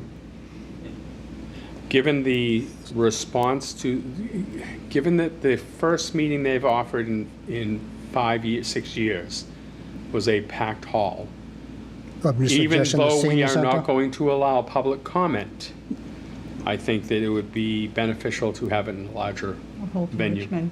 I think that makes sense. Yes, I think the larger the venue, the more you're encouraging a crowd, and I think it becomes difficult to draw the distinction between public hearing and board discussion, when it will be advertised and televised, but we can certainly find a larger venue. Well, and I think if we call this a special selectmen's meeting, which is a public, open public meeting, it is the selectmen who will be driving, the selectmen who will be questioning, will ask for a presentation, but make it abundantly clear, this is not a public hearing. We did that a number of years ago on the homeless situation in the hotels. Yep. And it was in August, and which may offer the opportunity for the public to hear more without inviting many people from the same organization with a specific focus to be present, as they won't have an opportunity for their questions. Sure. Dan, you've offered some suggestions. Do you want to pursue anything other than that? A letter now or anything else? well, I'd like a letter, but we'll listen to the folks, and then we'll make up our minds, or change our minds, or whatever the case may be. But I'm willing to go forwards with a presentation to this board to answer questions, and at that point in time, I'll make my motion. Thank you. I will be sending the town manager my suggestions for agenda items or questions that I want answered, and you are all welcome to do the same. I think we owe them the opportunity to come with answers, not. It'll make for more productive discussion. I agree. Okay. Thank you for your time. Any other? I'll be coming back to you for the last thing. Was there anything else? I'll comment on Matt on the public versus virtual meetings.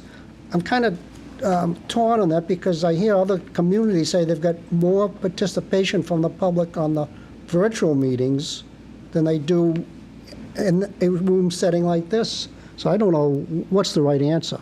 So I think the ability to do either or a hybrid, depending on the committee, I think makes sense. I mean, my Preservation Commission, unless there's a hot topic, we don't need to tie up a room. We can do it virtually, and some others maybe. May I comment on that? I've been doing a lot of online meetings in the last year and a half, and some of those groups are switching to hybrid. And if someone knows how to run the iPad or the laptop computer or something, if someone knows how to run that, a hybrid meeting can be great. But if someone doesn't know how to run that, it really is distraction. So I think that we have enough talent electronically and our IT people that we could establish a way of having, for example, in this room, both a live meeting with a hybrid. I remember you hybrided me about a month and a half ago when I had to be somewhere else for a meeting. Right, yeah. And I felt very Gardner much. chimed in from someplace for a meeting. Mm-hmm. So just a thought, when Dan mentions hybrid, and I hear what Matt is saying, but I've also heard some people, kind of older people, that find it very convenient. They must be having their grandchildren teaching them how to use Zoom, and so enough. I just think hybrid is also something we should think about. Mr. Town Manager, that was I'm sorry, go ahead. Do you have anything else? No, that's, Okay. On that, I'm going to piggyback on that. Technology can be daunting. It can be daunting for the audience. It can be daunting for the committees who are here that may not have that experience. I think that I would like to ask the town manager to look into a dedicated resource who has the technology in this room. Someone with a laptop over there could entertain, if it's a public hearing, could entertain opening the public hearing and project someone from home and their questions and comments. It would be captured through DCAT and others. We would see, so I'm using selectmen as an example, but it could be for any of these other committees in that, someone who knows how to, says, okay, we're opening this up for public comment. We would ask this person who's technically capable, is there anybody online who wishes to speak? They raise their hand, they do what they need to do, they can participate. Because people find it hard to leave their homes sometimes at night, come to these meetings, sit through a long agenda for the last agenda item. And I think the governor has offered hybrid as a potential solution, but I think we need to overcome the reluctance of that by providing someone with the technical knowledge and capabilities to guide the various committees. Now, I'm not saying every single one, but at least start with the selectmen, start with the planning board, some of the others. We've been doing that with some of the regulatory boards, and typically the way that's worked is we've asked, as part of the advertisement for the meeting, we ask people to let us know in advance if they wish to participate that way. Because DCAT staff and talent, we don't want to stretch our staff thin to the point that they're staffing these meetings and nobody's wanting to take advantage of that. Right. So I think it has worked. We could try that. If there's a particular item on an upcoming agenda that we want to try that for, we could certainly advertise that as part of the meeting. Most of the time, it wouldn't. I wonder if you might not reach out to DCAT, those people who they've been working film with the staff to do meetings, that, yep. Can they act as the online liaison, as it were? And so Aaron Henry and his staff have, when they've done it for the regulatory meetings, that's been in partnership with Ben and the folks at DCAT to make that happen. Yep. So if we could look into formalizing that, and maybe the board decides what the top 5 are, committees that we should start approaching it so that we can address some. well, I don't think we can decide those committees and boards have to decide themselves, give them the options. Okay. Okay. That was one of my comments. The other is I want to remind people that we will be meeting again on August 17th, but I want to reinforce that we are ready and available to meet, given the open meeting guidelines on posting a meeting as needed for any item in between.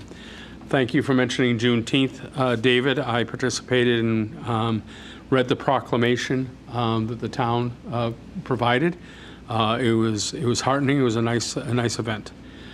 Reporting for my meeting as a River Committee liaison, we talked about various aspects of the river dredging, where various initiatives were. That was held at the community center over at Endicott Park, and Selectman Duggan joined me on that meeting. Nothing earth-shattering that I think I need to bring up at this point. They do provide minutes. Mr. Town Manager, before I get into some comments, did you want to offer any updates about Pop-Up Park? Nick Campion and Georgia Pendergrass were sweating profusely today, hanging the lights. So as we discussed several hours ago, the materials are starting to arrive. The tables and the umbrellas are in. The plants are in. The lighting is in. I was driving through last week and I saw people doing an impromptu game night down there. I've seen people eating pizza, having ice cream, young people using the space. So I think, as the remainder of the materials arrive and get installed, recreation staff plans to hold some organized events there to encourage use of the space.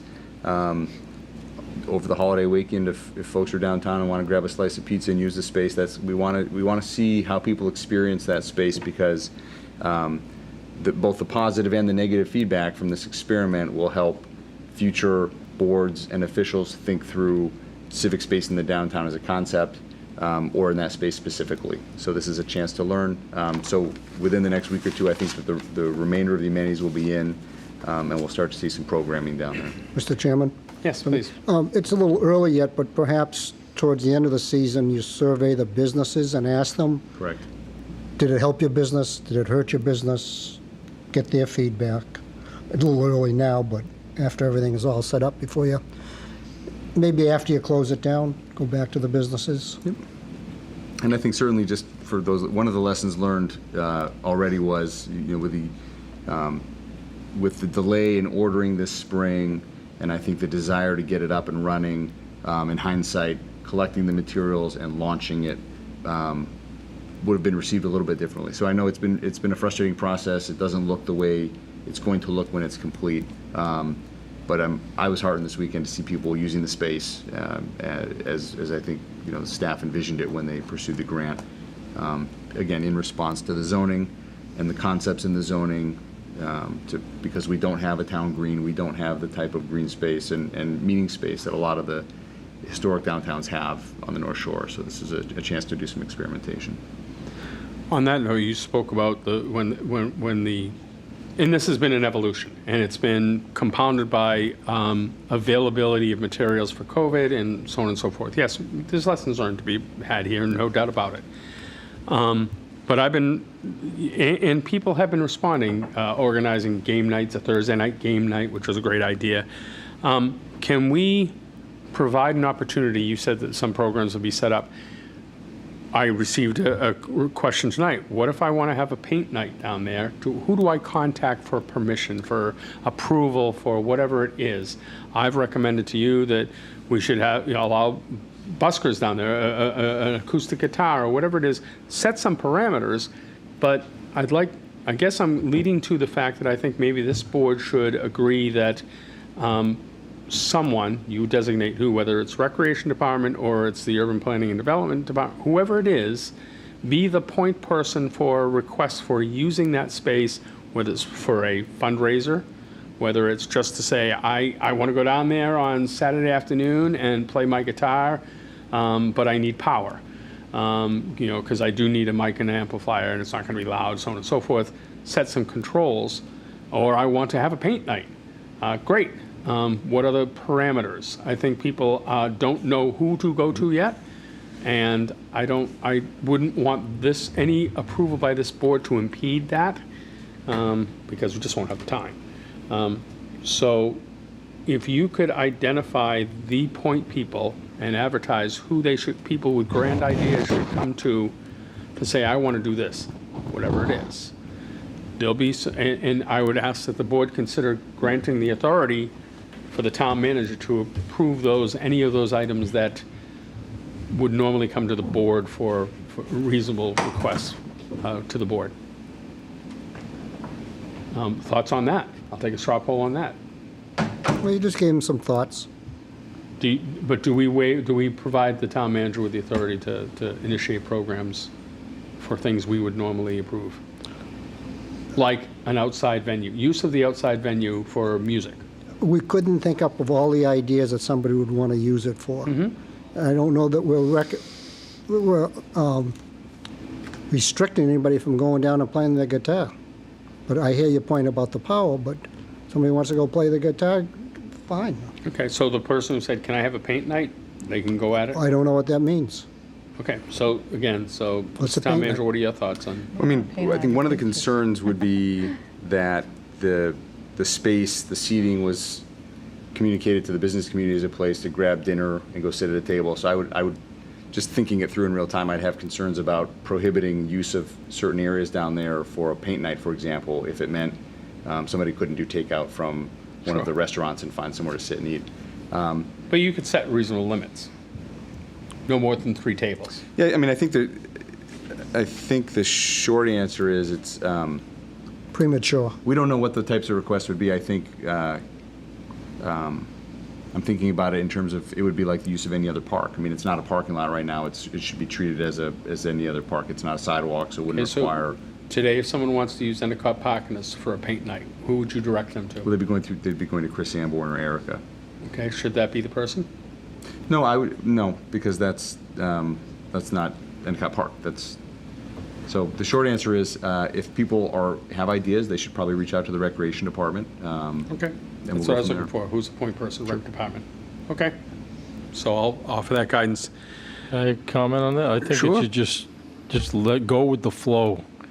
As long as it's legal activity, just let it happen, and it will sort itself out.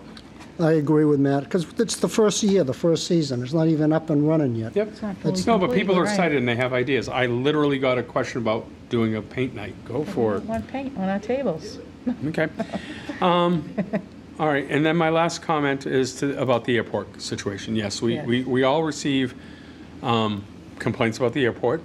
And I have offered the same guidance to people who contact me. There are effective ways and even more effective ways to offer your concerns. And the people who control this most are Beverly Airport. Beverly Airport has a website. On it, they have a noise complaint form. So item number 1 is fill out a noise complaint form. Do it once, do it as many times per incident. Do it once or as many times as you need to, where you do it once per incident. Don't complain 5 times about the same one plane at 10:45 in the morning. The other is Beverly Airport. Also, we have we have 2 people in town who are designated as liaisons. Voice your concern to them and ask them to bring it to the open meeting. The third thing is you can attend the open meeting. You can be there and say, I have these issues. But in all of that, my strongest recommendation is that the most effective manner of voicing a concern is to have as much data as possible. No different than if you say a motorcycle was screaming down my street and you tell the chief really can't act on that because he doesn't know the motorcycle, he doesn't know the time, and maybe if it's just consistently at 7:40 every Friday, he could do something about it. But I recommend, and my strongest recommendation is that people go and get the free application. There's several of them, and I'm not advocating this one, but the one I use is called Flight Data 24, all one word. And I there's a free version, and then there's another version where you can get replays. But I can tell you that today, by looking at the replays, that at 12:27, a plane left Beverly and did 3 loops. I can tell you what the model of the plane is and what the identifying registration is. So, to David's point, if a plane's coming over his house and he feels it's a plane without a muffler and it keeps looping over his house and he's really concerned about it, he can then make a complaint that is informed. He can say, this plane was over my house at 10:45, at 10:48, at 10 whatever time frame, and it's the same plane with the same registration number, and that is more actionable than simply saying, I got a loud plane going over my house 3 times on Saturday. This provides you with more specific and precise information to make that more informed complaint or concern known. Those are things that are far more actionable than saying a plane came over my house on Saturday morning. Yes, planes do come over people's houses on Saturday morning. They start at 7 o'clock. If one comes out before 7 o'clock outside the noise abatement program, you can look, oh, that one came over my house, woke me up at 6:30 in the morning. I can go back to this app. I don't have to be online to see it and see who it was, what the registration was, make an informed complaint. I just think that is really important. Otherwise, it loses some effectiveness if you simply say, I was in my yard on Saturday and there was too many planes flying over. It's an important point, but you can be more precise.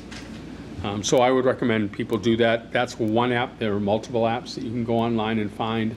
And I focus in on BVY.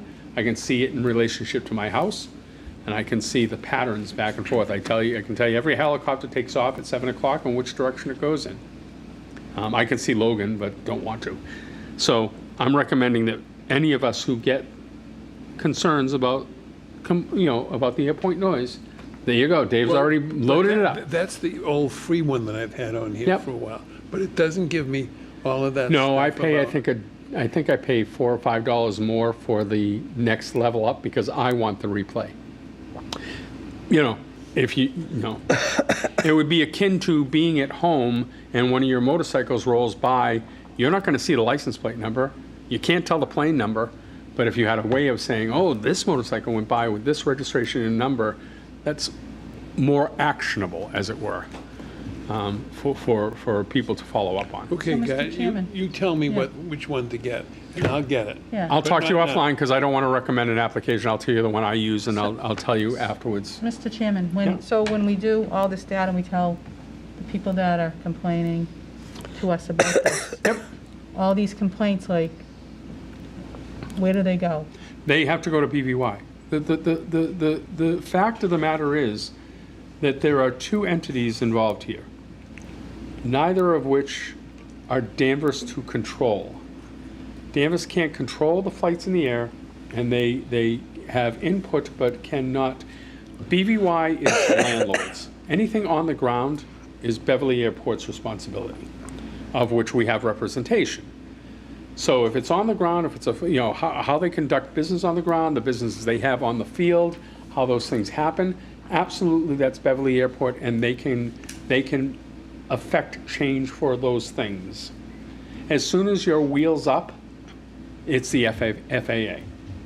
It's my analogy, as bad as it may be, is the Danvers Police Department patrols and maintains and controls Danvers streets, but we can't tell the state police when to patrol Route 1. That's their jurisdiction. In the case of airplanes, once your wheels are off the ground, that's the FAA's responsibility. But Beverly Airport has the responsibility to carry that to the FAA. So if you believe and can demonstrate by using some data that's not anecdotal that the same plane has been going overhead 5 times a day, and you believe it's associated with a training school locally or abroad in another airport, you can say, this plane went over my house 5 times. Can you talk to that operator, that field operator, and ask them to vary their pattern? Those things are actionable. Those things are at least definable, and you can offer that opportunity. But truly, coming to us, and many of the things we do as select board members are just redirect to the right authorities. And in this case, I redirect to Beverly Airport for noise complaints, register the noise complaints, attend the meetings or work with our local rep, but do so with as much informed data as you can. And these tools can get you that information that you're not going to get by looking up in the sky.